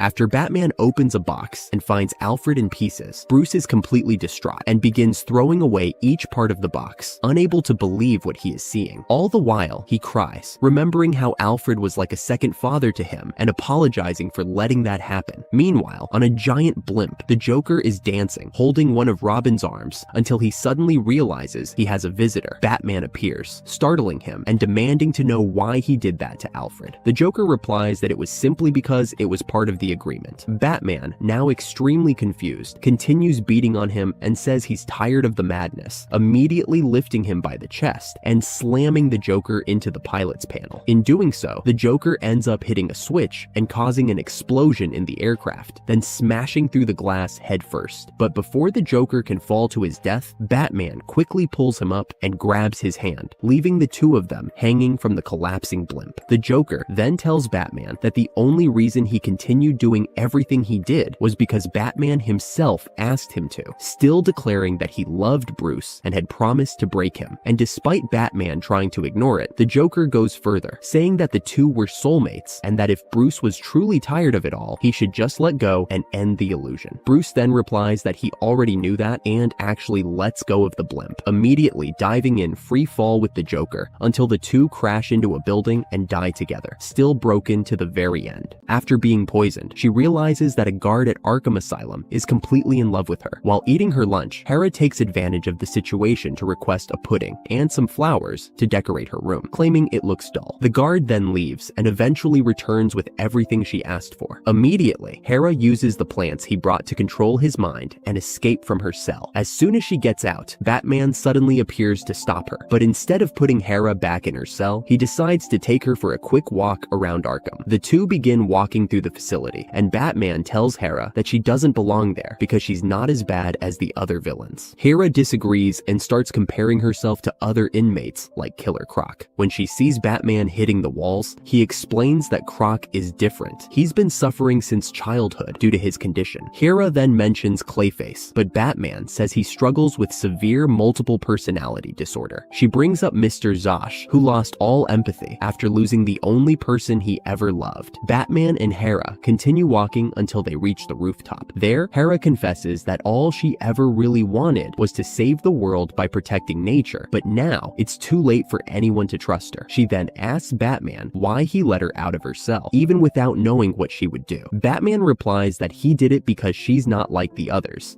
And the biggest proof of that is the fact that he's still standing there unguarded, surrounded by plants, and unafraid. He finishes by saying that even though it will be hard, she can still regain the trust she once lost. After Joker tricks Superman and killing Lois Lane, he laughs and asks Batman if he already knew she was pregnant. Bruce responds by punching him. Superman returns to Earth with Lois and desperately begs her to remember. And to everyone's surprise, she does, hugging Clark and assuring him that she and the baby are fine. Now extremely enraged, Superman turns to attack Joker, who tells him not to do something incredibly violent that he might regret. Clark replies that he won't regret it and moves closer, but Bruce intervenes, assuring Superman that Joker is only saying this to provoke him. Joker then realizes that Superman inadvertently revealed Batman's identity and begins mocking Bruce for it, but Batman still insists Superman calm down, promising he'll deal with Joker eventually. Inside the Batmobile, Joker keeps provoking Bruce, saying they both need each other, but when Joker says he's going to play with Superman again, as soon as the baby is born, Batman suddenly snaps his neck, killing him instantly, then drives straight to the police station and turns himself in. Later, Superman visits Bruce in Metropolis prison. Over the phone, he asks why Bruce would go against everything he believed in just for him. Bruce answers that it was the only way to stop Joker before he could threaten Clark again. Superman then breaks through the glass and hugs Bruce, thanking him, saying that with good behavior, he'll be out in 2 years at most. But Bruce replies that it won't happen, since he doesn't intend to behave at all. After Batman painted himself yellow, he asked Robin to finish painting the entire room while he went to receive his guest. That's when Hal finally arrived, watching and criticizing everything Bruce had done, even saying that Bruce was going too far lately and starting to scare people. While calmly drinking his lemonade, Bruce replied that was exactly why he dressed as a bat, because his goal was to scare them. But Hal kept pressing, even accusing Bruce of ruining the image of superheroes, since people now saw them as criminals. "Very seriously," Bruce answered. "Of course they call us criminals. We are criminals. We always were." Then Bruce said he had done a lot of bad things, and one of them was taking a random girl from an orphanage to dress up as Robin. And as if that wasn't enough, he looked at Hal with contempt and said that kid was Dick Grayson. All of this was obviously a lie, and Bruce only said it to provoke Hal, which left the Green Lantern furious, even hitting Bruce. But then Bruce calmed him down by promising to tell the real truth. He then told Hal that he had met that Robin 6 years ago during a trip to Istanbul. Hal believed him and listened carefully, but Bruce couldn't hold the lie for long and eventually laughed, stopping the story there. Realizing he was being fooled again, Hal stormed out and even warned Bruce. The strangest thing was that before leaving, Hal noticed something very important was missing, realizing that not only had he been mocked, but his ring had also been stolen. After Batman goes out to look for kryptonite, Bruce ends up finding a mysterious ship from which a strange Kryptonian emerges and steals the Batwing to fly to the city, causing massive chaos in Gotham. Batman eventually manages to restrain the girl using kryptonite and quickly takes her to the Batcave, where Superman appears. After a short conversation, he discovers that the girl is his cousin Kara. However, since Batman is still worried that Kara might be dangerous an opinion even kryptonite shares, Bruce tries to cut their relationship short, but Kara doesn't listen, saying she's happy that Clark isn't alone anymore. Clark then takes Kara for a walk around the city and shopping, but only until Batman shows up again, this time with Wonder Woman to convince him that Kara at least needs training to control her powers. Clark agrees and Kara goes to Themyscira to train with the Amazons. After a few weeks, Darkseid's army invades Themyscira, distracting Superman and forcing him to fight, until Batman delivers the news that Kara has been kidnapped. Clark, Diana, and Batman quickly go to Big Barda's house to request a mother box to travel to Apokolips and rescue Kara, while Batman locates and hacks into Darkseid's Hellspores, bombs that can destroy planets. Clark finds Kara, only to realize she is being mind-controlled by Darkseid. The two then begin a deadly battle, and as Clark considers using Lex Luthor's kryptonite ring against her, Batman suddenly arrives in new armor to confront Darkseid. Batman reveals that he has activated all of Darkseid's bombs and threatens to destroy Apokolips if Kara isn't free. Realizing Bruce isn't bluffing, Darkseid eventually relents, releases Kara, and promises not to pursue her again. Once they return to Themyscira to heal Kara, Batman begins to trust her a little more. Clark then gives his cousin a new uniform and takes her back home, only to run into Darkseid again, who claims he never promised not to go after Superman. Darkseid tries to kill Clark, but Kara quickly steps in to protect him and is killed in the process. Enraged, Superman takes Darkseid beyond the final barrier of space and imprisons him there. When Clark returns home, he finds the Justice League helping clean up the destruction. It is then revealed that Kara was actually alive the whole time. Since Superman knew Darkseid would come back after seeing her in the cape, he asked Wonder Woman to teleport Kara away at the right moment, using the deception as a strategy to push himself into the state needed to finally get rid of Darkseid for good. Bruce Wayne is at an auction, telling Alfred that he doesn't need any of this junk, but his butler reminds him that they are here to support his family's charity. The next item is a beautiful antique box, but before the auctioneer could finish describing it, the Penguin enters the room, offering $50,000 for it. Wondering why the Penguin wants it so bad, Bruce increases the bid to $100,000, and when Oswald ups the price to $200,000, Bruce offers $500,000 for the box. The Penguin warns Mr. Wayne that he shouldn't be doing this, but after the bid closes, Bruce tells Alfred to cut the check before taking the box back home to find out what makes it so special. Inside the box, Bruce finds a newspaper from the 1910s, linking Penguin's great-grandfather to a murder, but as Batman dives deeper into the mystery, Cobblepot's men show up at Wayne Manor to steal the box. Bruce tells Alfred to keep them busy while he solves the murder, and after getting into the Batmobile, Alfred starts to understand why Batman loves this car. But while he's busy shooting at the goons, Penguin breaks into the manor. As Alfred tries to welcome their guest, Penguin starts shooting at him, and while he's annoyed that he'll have to fix the bullet holes again, Batman shows up and breaks Cobblepot's back. Penguin tells him that if the world discovered the truth about the box, Mr. Wayne will suffer the consequences as well, but Batman doesn't care about that and reveals the full story. More than 100 years ago, Charles Cobblepot was a wealthy businessman in Gotham who constantly abused his maids. When one of the victims went to the police, it was Bruce's great-great-uncle, Henry Wayne, who dismissed the charges, forcing the woman to take matters into her own hands by killing Cobblepot to make sure he can't hurt anybody else. After 8 weeks in a coma, Batman wakes up, puts on his suit, and hits the streets of Gotham, only to find them strangely quiet. Suspicious, he eventually comes across some criminals criminals and realizes something is off. They're oddly professional. It turns out Catwoman has been busy. She's reunited the Bat family and reveals her plan. She's been training thugs to become elite thieves. They only steal from the rich. No deaths, no violence. As a result, violent crime is down by 75%. Tim and Jason are intrigued. Damian is furious. Batman wants no part of it. He storms out, reminding everyone in the room all of them have been victims. So who gets to decide who becomes one now? Then boom, one of Catwoman's thieves is killed during a robbery gone wrong. Batman snaps. He begins hunting them down one by one. In response, Catwoman has Jason teach the rest how to steal cars. The Bat family splits. Fists fly. Meanwhile, one of the crooks figures out Bruce is Batman. Thinking he's hit the jackpot, he tries to sell the information, but Two-Face crashes the party, warning him, if you burn Bruce Wayne, all you're left with is pure Batman. In the end, after a failed robbery, the same thief wakes up next to his son. Bruce appears not to punish him, but to offer him a new life in Metropolis, a second chance. When Superman asked Bruce Wayne what his contingency plan was if he ever became a danger, Bruce calmly replied, "The Justice League." But Clark didn't buy the lie. He knew Bruce had plans to stop all of them, including himself. The truth was, Bruce did have a plan, one so extreme that he kept it buried deep inside. Thus was born Failsafe, a hyper-advanced android created by Batman with a single mission: to neutralize Batman if he ever crossed the line. Failsafe wasn't just another robot. He was a living contingency, powered by a copy of Bruce's mind, but not the kind version. He was the colder, more ruthless alter ego. One day, Batman was trapped. Failsafe was activated when the Penguin faked his death and made it look like Batman had murdered him. That false homicide triggered the protocol because Batman had just broken its one rule. The result? Total chaos. Failsafe tore through the entire Bat family like they were training dummies. Every move Bruce attempted, Failsafe anticipated because he was Bruce without limits. And just as Failsafe was about to finish the job, Superman showed up to save him. But even he wasn't prepared for what came next.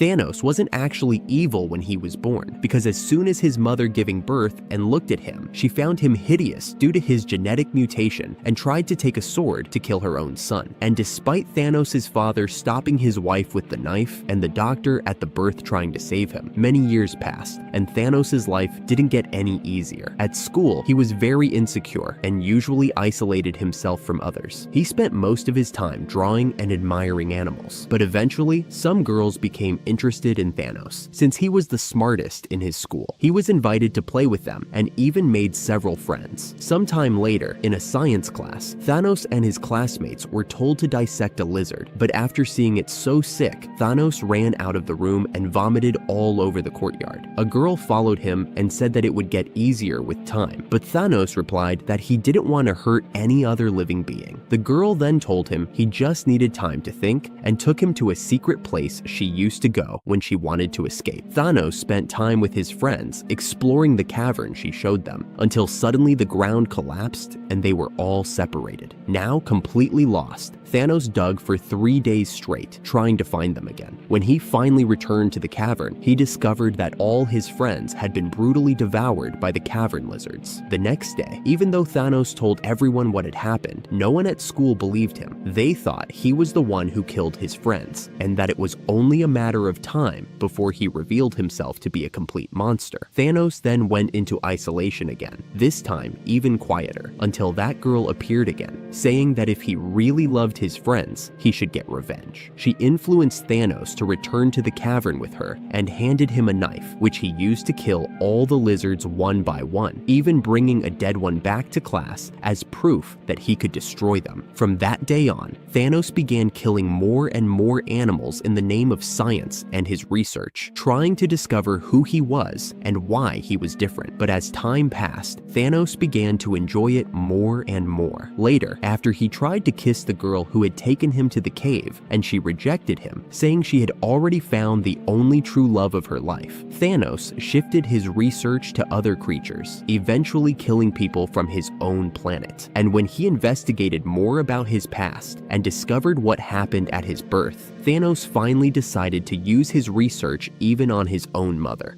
After Rogue touched the Hulk, then what would happen? During the Avengers vs. X-Men story, Rogue fought She-Hulk, Moon Knight, Iron Man, and Falcon by taking their powers and turning them against the heroes. In this fight, Rogue mostly used She-Hulk's powers, which she easily absorbed since they were locked in hand-to-hand combat. But as Rogue took more and more of She-Hulk's powers, she also absorbed her anger along with her great strength, and with that, she managed to defeat all of the Avengers in her way. Later, after Hulk was brought back to life by the Challenger, he attacked Avengers HQ to recover an ancient artifact for him. The Hulk quickly beat the Avengers who stood against him, and Rogue then tried to absorb his powers. When she touched him, she was able to enter his mind and saw Bruce, who warned her that he could not be stopped and he could not be killed. Even though Rogue only absorbed part of his powers, she could not control the endless rage inside his mind, proving that the Hulk's anger was truly without limit.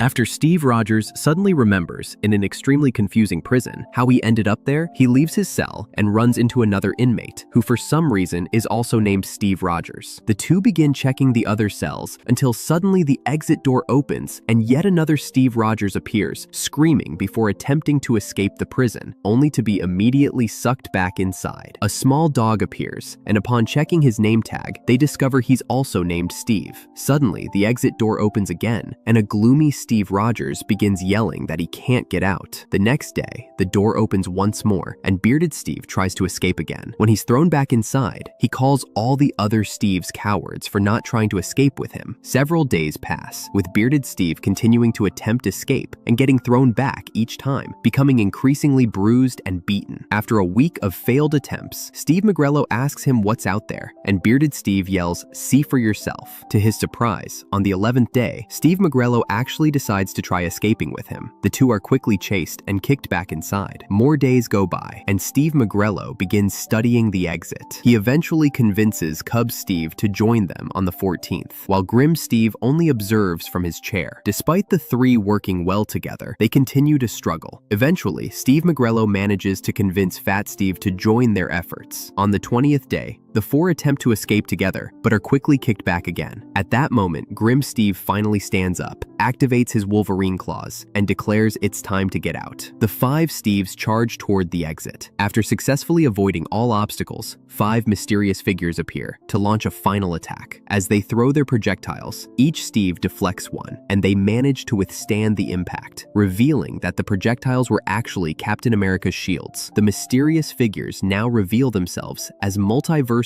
variants of Captain America. They congratulate the group for passing the test, explaining that a great threat is coming, and they are recruiting all the worthy Steve Rogers from across the multiverse. After Death finally decides to seek out Deadpool's 97-year-old daughter, Wade decides he doesn't want to live without her anymore and embarks on a mission to kill Death herself. But before he can do anything, his daughter Ellie suddenly appears dressed in armor and immediately begins attacking him. As they fight, Ellie and Deadpool have an extremely emotional argument, with Wade telling her everything he had to do to get there, and Ellie trying to stop him from doing so. Eventually, Ellie manages to cut off his arms and legs, immobilizing him, and then exits her mech. Wade then tells her that it wasn't fair for someone like him to live forever while she had to die, but his daughter tells him that she was 97 years old, and it was time to accept that she had to go. Deadpool insists he can't accept it, and claims he would upset the cosmic balance of life to save her, but Ellie simply hugs him and tells him it wouldn't be worth it, causing Deadpool to burst into tears as he confesses that he doesn't want to live without her. It's then that Ellie makes him a proposition.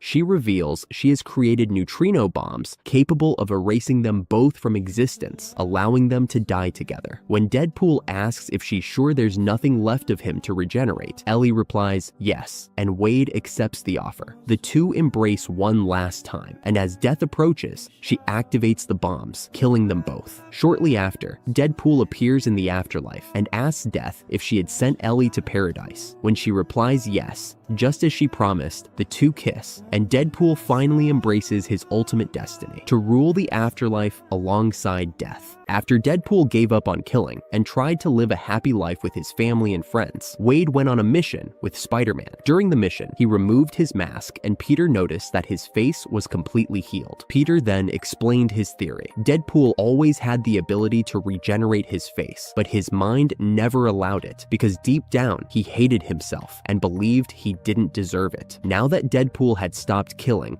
and was healthier mentally, he finally let his face heal, proving it was all psychological. Even though Deadpool stayed healed for a while, their mission with Spider-Man dragged on so long that Peter grew exhausted trying to protect him. Wade realized there was no way this would end well for both of them, so he chose to take responsibility before Spider-Man lost control. Deadpool killed Itsy Bitsy himself, so Peter wouldn't have to, and as a result, his face went back to its scarred look. Hating himself again, Wade told Peter he didn't want him to carry the same burden. Spider-Man then hugged him, saying he would still repay that favor one day. A scientist captured a dog named Wilson, tortured him with a cruel experiment, and then dumped him in an acid. The experiment failed. Wilson's face was ruined, and he was abandoned in a junkyard. Left on the streets, rejected by people, he nearly died simply because of his appearance. One day, he was trapped inside a car and discovered by circus workers. They noticed his regenerative ability and turned him into a sideshow attraction. Wilson was forced to enter the box, set fire to it, and made many other threats. Eventually, the same scientist returned, steal Wilson for money. But because of his trauma, Wilson attacked them with one of his glasses until they left. The scientist then experimented on another dog, naming him Wolverine. Just as the circus was about to torture Wilson again, the scientist appeared, this time bringing Wolverine. A brutal fight broke out. Wolverine slashed with his adamantium claws, but Wilson managed to trick him, launching himself from a cannon straight into a vat of acid. Badly injured and suffering, Wilson was saved when the Watcher suddenly intervened, opening a portal to another universe where Deadpool appeared. Deadpool rescued Wilson from the circus, finally ending his torture. After Deadpool decides to have some fun playing video games at a flip-flop arcade, Wade is suddenly interrupted by a mailman who says he has something for him. As Deadpool opens the letter, he finds a message from Peter, an 8-year-old boy, who says he's been having a lot of nightmares and would pay $7 for Deadpool to stop them. Deadpool becomes interested in the job and steals the delivery man's car to go to Peter's house. When he arrives, Wade first meets Peter's babysitter until Peter himself shows up, cheerful. The boy then takes Deadpool to his room and explains that he had written over 200 letters to other heroes, but only Deadpool showed up. Peter says the nightmares were making him feel awful and lonely, since his parents were always traveling and he mostly only had his babysitter and neighbor. Hearing this, Deadpool agrees to help. To do so, he sneaks into Doctor Strange's mansion and steals the Eye of Agamotto to enter the dream world. Wade then jumps out the window to knock himself unconscious, travels to another realm, and meets Nightmare, the being who feeds on fear. When Wade asks Nightmare to stop scaring Peter, Nightmare refuses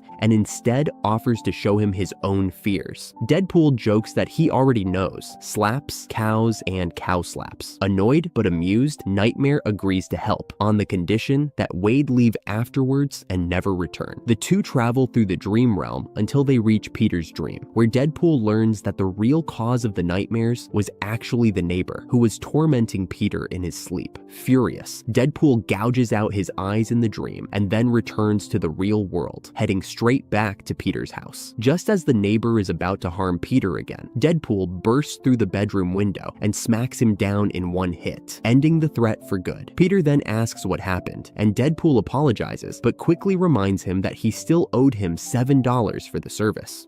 After Spider-Man discovered he was dying, his powers began to fail him slowly. His fellow heroes, like Wolverine, grew deeply concerned. The greatest minds in the Marvel Universe ran tests and eventually discovered that Peter was dying from cellular decay related to his radioactive nature. Not even Bruce Banner could find a solution. Desperate, Peter sought help from Black Panther, but even Wakandan science had no answer. When science failed him, he turned to his last hope, magic. Doctor Strange examined him and revealed that Peter's illness wasn't entirely physical. It it was connected to supernatural forces. As Spider-Man tries to process that he's going to die, Morlun suddenly appears and terrifies him, nearly killing him without the disease's help. But since Morlun wants to feed on Peter's soul, he leaves him alive, hoping he will be taken to the hospital. Sometime later, Mary Jane learns Peter is in critical condition and rushes to his hospital room, only to find Morlun already there, ready to consume him. Mary Jane shouts at Morlun to leave Peter alone, but when she pushes him into the wall, he quickly breaks her arm. Peter suddenly recalls being possessed, and in a surge of rage, he attacks Morlun with everything he has, slamming him to the ground and killing him in brutal fashion, only to revert to himself moments later and die in Mary Jane's arms. Peter's body is taken to Avengers Tower, and later, when Mary Jane visits, she is horrified to find it's just an empty, abandoned husk. The real Peter is revealed to be hidden inside a web cocoon under the New York Bridge. His soul is now in another realm, speaking to a giant spider called the Other, who offers him a deal: return to life by embracing the mystical side of his powers and abandoning part of his human side, including his artificial web shooters. Peter considers the offer, then accepts. His body bursts out of the cocoon, reborn. He returns to Mary Jane and Aunt May to let them know he's alive, then goes to Mr. Fantastic for further tests, confirming he is completely healed. Peter soon realizes that not only is he fine, he has new powers: the ability to release spikes from his wrists and produce organic webbing. Fully embracing his spider side, Peter swings back into action. After the Invisible Woman begins to have complications during the birth of her daughter, Human Torch becomes completely desperate and decides to go to Dr. Doom to ask for his help. And despite Doom showing only displeasure and saying that he was certain Reed would find a solution, Johnny replies that Reed had disappeared and that during Franklin's birth, Reed still needed the help of several other scientists, saying that this was Doom's chance to prove himself superior. Doom then arrives at the delivery room, and after telling Sue to lower her shields, warns that if she wants her daughter to survive, she would have to trust him now. After a few hours, Reed finally manages to return home and is shocked to see his greatest enemy holding his daughter in his arms. And so Mr. Fantastic runs to his wife and hugs her with joy. Doom then interrupts, saying, "I want to choose the baby's name." Despite Reed's furious reaction, Sue reveals that she had already agreed. Doom then names the girl Valeria and vows to always protect her. As Victor leaves the room, he tells Reed that every time he looks at his wife and daughter, he should remember that it was Dr. Doom who saved them both. After Mr. Fantastic realizes that the world will end in 8 hours, Reed asks the Black Panther if there's truly nothing more they can do. When T'Challa confirms there isn't, all the Avengers go into mourning. Tony Stark begins to argue with himself and ultimately decides to drink himself to death, defeating his alcoholism once and for all. Bruce Banner drives to the Gamma Bomb testing site and chooses to drink something lighter, enjoying the solitude while telling Wookiee that this time he's finally going to lose. Elsewhere, Doctor Strange, somewhat depressed, asks Wong if he thinks he's a good man, only to hear Wong say he isn't. With less than 3 hours left, Stark begins to question the ethics of destroying other planets to save their own, but quickly realizes how insane the idea is and keeps it to himself. 20 minutes before the end, Black Panther and Storm decide to end their relationship. Before leaving, T'Challa tells her that he will love her forever, but sadly, forever is no longer possible. Reed Richards travels to Dr. Doom's castle to see his daughter one last time. With barely 5 minutes left in the universe, Doom asks Susan what is happening. Meanwhile, we see Lightning, or possibly another hero, please clarify if this is a specific character, observing Earth from the moon, screaming into the sky, crying, and completely breaking down as only 1 minute remains. As the final 60 seconds tick away, all the heroes, whether accepting or resisting, quietly face their fate. But as the countdown reaches 0, nothing happens. Confused, the Illuminati immediately convene to understand why the world didn't end. During the discussion, they come to a stunning realization: love was not present. Later, they discover that love, possibly referring to a cosmic entity or metaphorical force, had been working with Thanos to destroy other planets in order to save the main universe. And, in a way, they actually succeeded.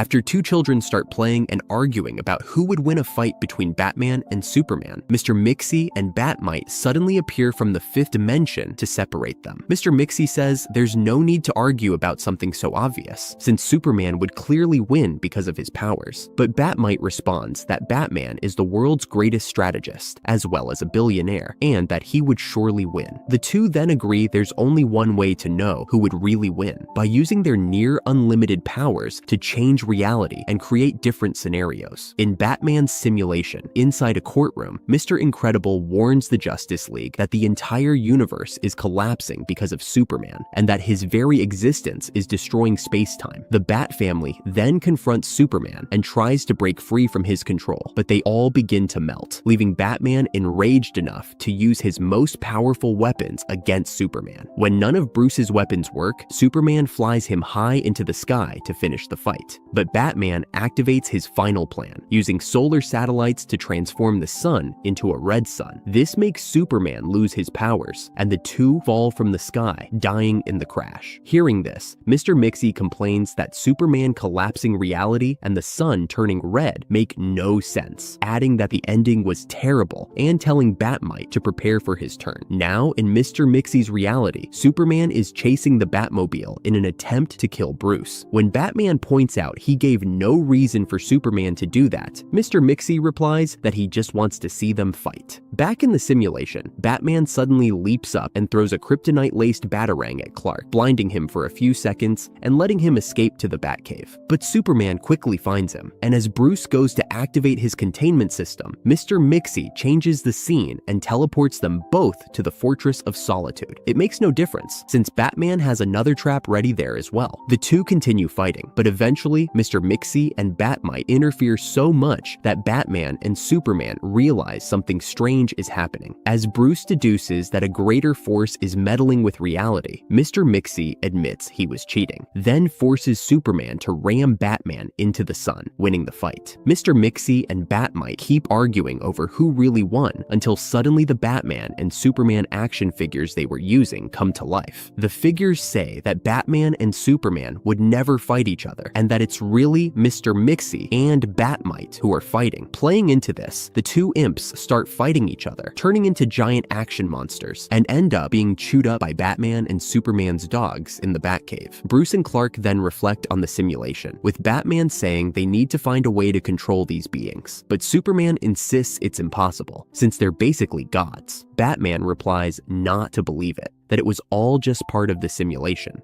After Gamora finally kills Thanos, the cosmic Ghost Rider walks up to his body, pays his respects, and then casually urinates on Thanos' corpse. As Frank finishes and leaves Thanos there for the bugs to eat, he suddenly hears a strange sound, and Thanos' body explodes into a million pieces. The Ghost Rider then notices another person standing nearby and asks who he is. The stranger reveals himself as Eros, the brother of Thanos. Holding a sword, Eros walks up to the remains of his fallen brother. He asks the Rider where Thanos' head is, and Frank replies that whoever peed on him must have stolen it. Eros then drives his sword into his brother's chest and starts searching inside. When the Ghost Rider asks what the hell he's doing, Eros pulls out a device powerful enough to destroy the entire universe, Thanos' final weapon. Sometime later, after Eros gathers the most powerful beings in the galaxy, he announces that even though Thanos is dead, he left behind one last gift and activates the device. A recording of Thanos suddenly appears, greeting everyone and thanking them for coming to hear his last words. But then he says that is not the truth, revealing that he had chosen to meet death in a different way and, as a backup, implanted a copy of his mind into another body to live on. He ends by saying his only regret is not being there in person to see everyone's horrified faces after hearing his plan.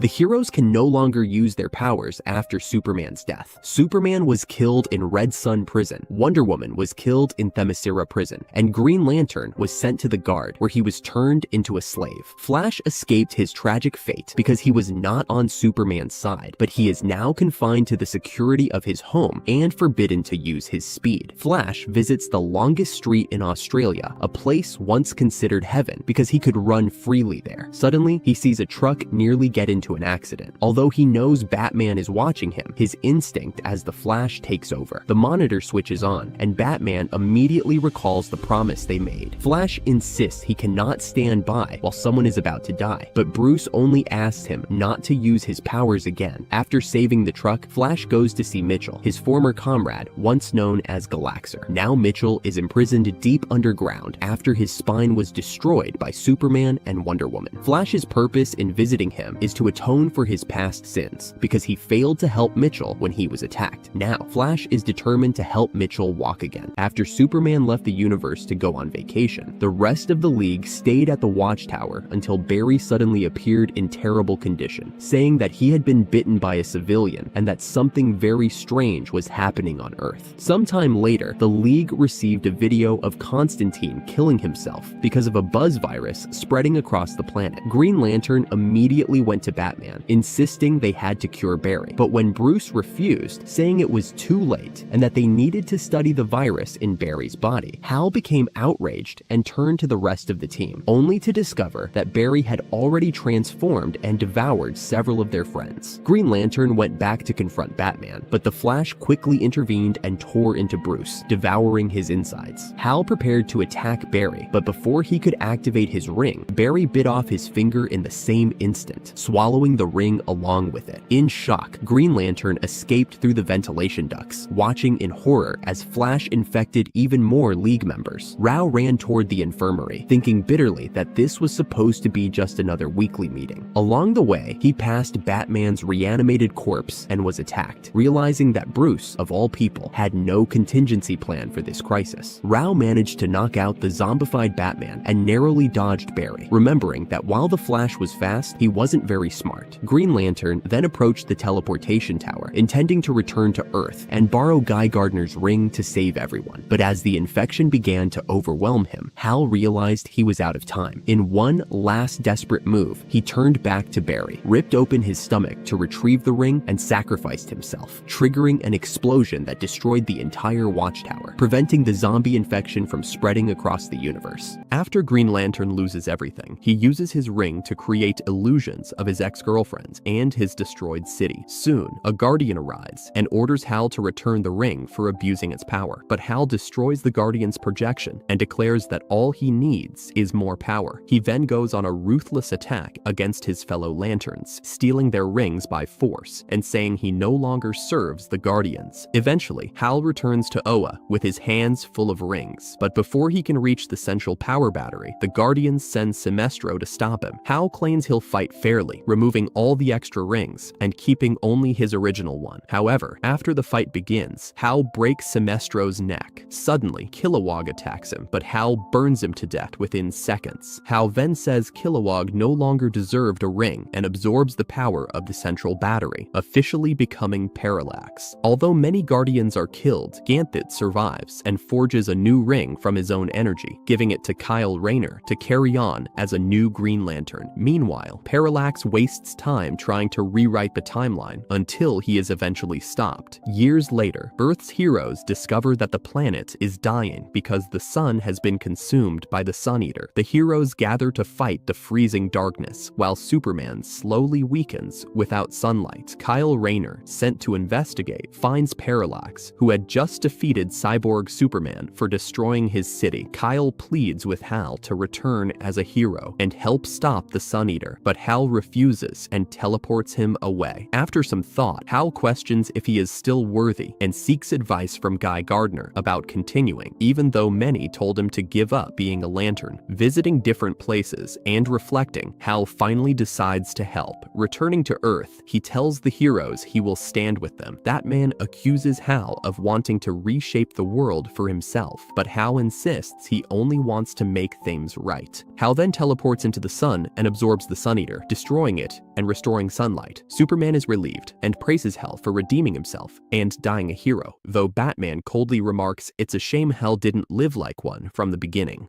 After trying to shoot Bruce Banner in the head and failing miserably, Gwenpool suddenly found herself being hunted by the Hulk. Knowing she could never defeat him directly, she summoned countless alternate versions of herself to ask for advice on how to beat the Green Giant. The strangest part was that one of those versions suggested she use Thor's hammer, since it was impossible for her to win otherwise. So, Gwen dove into Thor's comics, hoping to find some loophole that could make her worthy of Mjolnir. While exploring the Thunder God's stories, she came across a key moment involving Malekith, where Thor lost his arm in battle. Seizing the chance, Gwen stole Thor's severed arm and wore it like a glove, which let her wield Mjolnir with no problem. Using the hammer's full power, she timed her strike perfectly and smashed Hulk in the side, knocking him out with ridiculous ease. Seriously, bro, that's why Gwenpool can't be underestimated. After Spider-Man and Captain America, Gwenpool is also wield Thor hammer. Tell me who's the next one who picked Thor hammer. Harley Quinn was never cursed. She just had gas problem. Harley Quinn gets kicked out of the house for having a mysterious gas problem. People think she's joking, but she's not. Desperate for help, she turns to the Justice League, eventually speaking with the Drunken Man. The two discuss Harley's problem, and for some strange reason, the Drunken Man decides to help her by transforming himself into a fart-proof suit she could wear. However, things only get weirder, not just because of where the Drunk Man's face ends up on the suit, but also because Harley's problem isn't really solved. Patrick is simply acting as a gas containment unit. Every time she passes gas, the suit inflates, trapping the smell when Harley needs it. And once the danger passes, the Drunk Man releases the gas through his nose without even seeming to think it's a big deal. Eventually, with Patrick's help, Harley tracks down the girl who had been holding the papers that supposedly cursed her. But after realizing that even looking at the papers doesn't fix anything, Harley returns home and begs for forgiveness from Ivy, who finally agrees to hear her out. Harley admits she shouldn't have joked about her condition and apologizes for not being more thoughtful about Ivy's feelings. The two reconcile, and Ivy calls Zatanna to undo the curse. However, when Zatanna attempts a spell and nothing happens, she immediately tells Harley that she wasn't cursed at all, it was just lactose intolerance. This leaves Harley completely devastated. After Slade decides to invade the Teen Titans tower, Beast Boy becomes a target. Deathstroke shoots Beast Boy in the head, although Nightwing later tracks him down and discovers that Beast Boy is still alive. He's found severely injured and unconscious. Enraged Nightwing immediately goes after Slade alone, only to be shot and taken down as well. Slade then orders his allies to stand back and offers Nightwing a fair fight. After 2 minutes of intense hand-to-hand combat, Nightwing manages to knock Slade down and orders him to stay down, but Slade just laughs, saying that now it was another Titan's turn. Realizing he couldn't risk his teammates' lives, Nightwing offers his own life to Slade in exchange for leaving the others alone. Before Deathstroke can pull the trigger, Superman's son suddenly appears, taking the bullet meant for Nightwing and helping him defend the tower. Slade retreats with his allies, and once things calm down, the Titans rush Beast Boy to the hospital. The doctor tells Dick that Beast Boy will survive, but warns that the psychological damage might be harder to heal.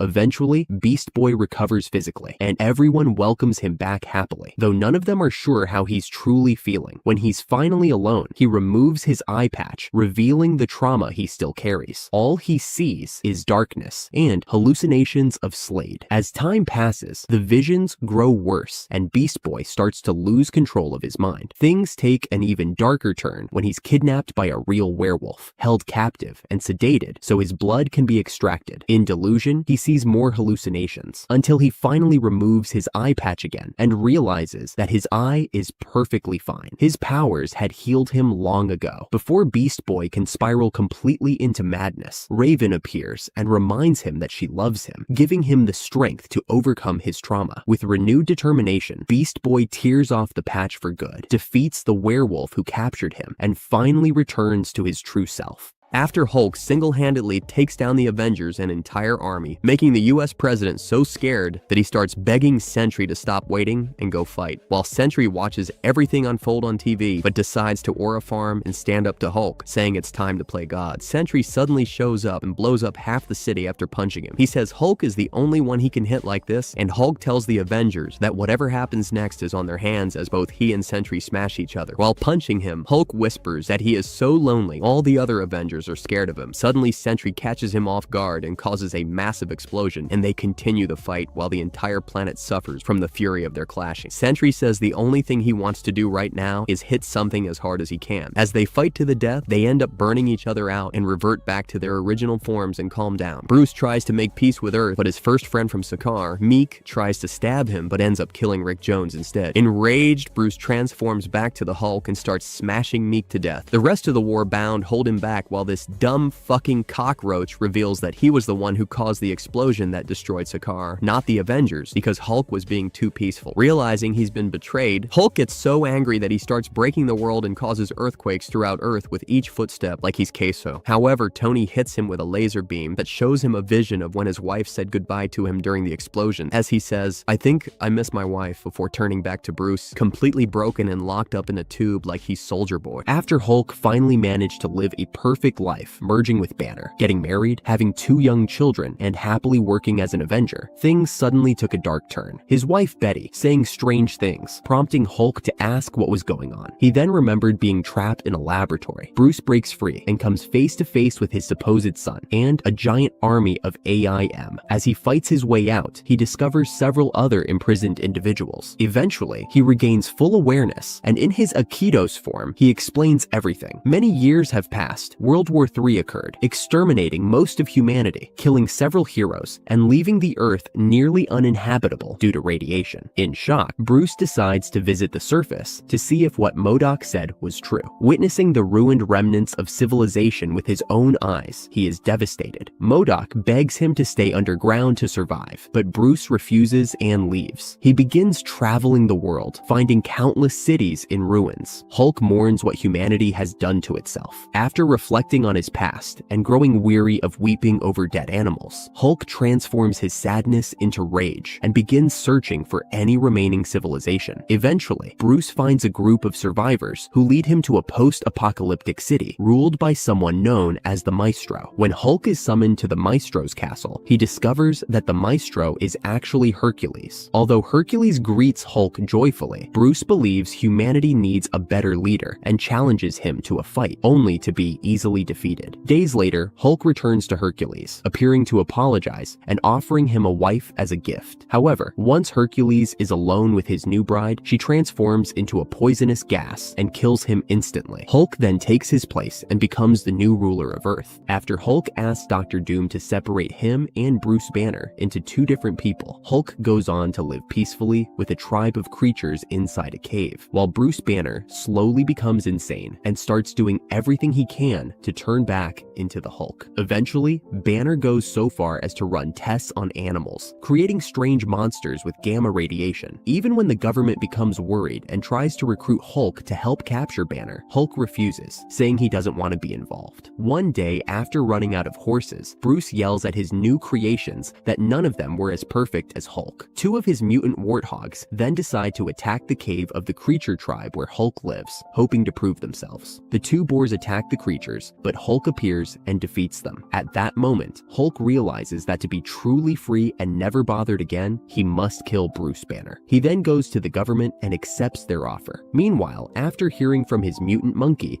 that the boars died on Hulk's island, Banner realizes Hulk is coming for him and unleashes all his mutant animals to defend him. Hulk and his team arrive at Bruce's base, where Hulk is immediately surrounded by monsters like mutant tigers, giant cobras, monstrous eagles, and gorillas. Even against this army, Hulk manages to defeat them all and calls out Banner's name. He enters the laboratory and finally comes face to face with him. Banner attacks Hulk, starting a brutal fight where he uses guns, missiles, and other weapons. But then the government learns that Banner built another gamma bomb, and it is about to explode. Hulk's team flees the island, begging him to escape as well. Hulk seizes the chance and drags Banner with him to the blast zone. When the bomb explodes, Hulk shields Banner from the blast. He collapses, holding Bruce in his arms, apologizing to him as he finally dies. Why was Hulk terrified of Spider-Man? When Karnilla threw Spider-Man into a mysterious portal, he managed to snatch her Norn stone away before falling. On the other side, he encountered someone unexpected, the Hulk, who had been trapped there and was furious about being abandoned. Without wasting any time, Hulk attacked him. Spider-Man tried to dodge while tightly holding the magical stone, but Hulk punched him so hard that the stone flew out of his hands. Spidey quickly retrieved it using his webbing, but the stone hit him in the head, activating its magic and transforming him into a venomized version of himself. Hulk threw a devastating punch, but the transformed Spider-Man stopped it mid-air and snarled, "Shut up!" He then launched Hulk into the distance with a single blow. Terrified, Hulk ran back and began throwing punch after punch, but Spider-Man dodged them effortlessly, taunting, "What is it, Hulky? Can't even land a hit?" Then he offered Hulk a free shot. Hulk took it, but it did nothing. With one final strike, Spider-Man launched Hulk high into the air.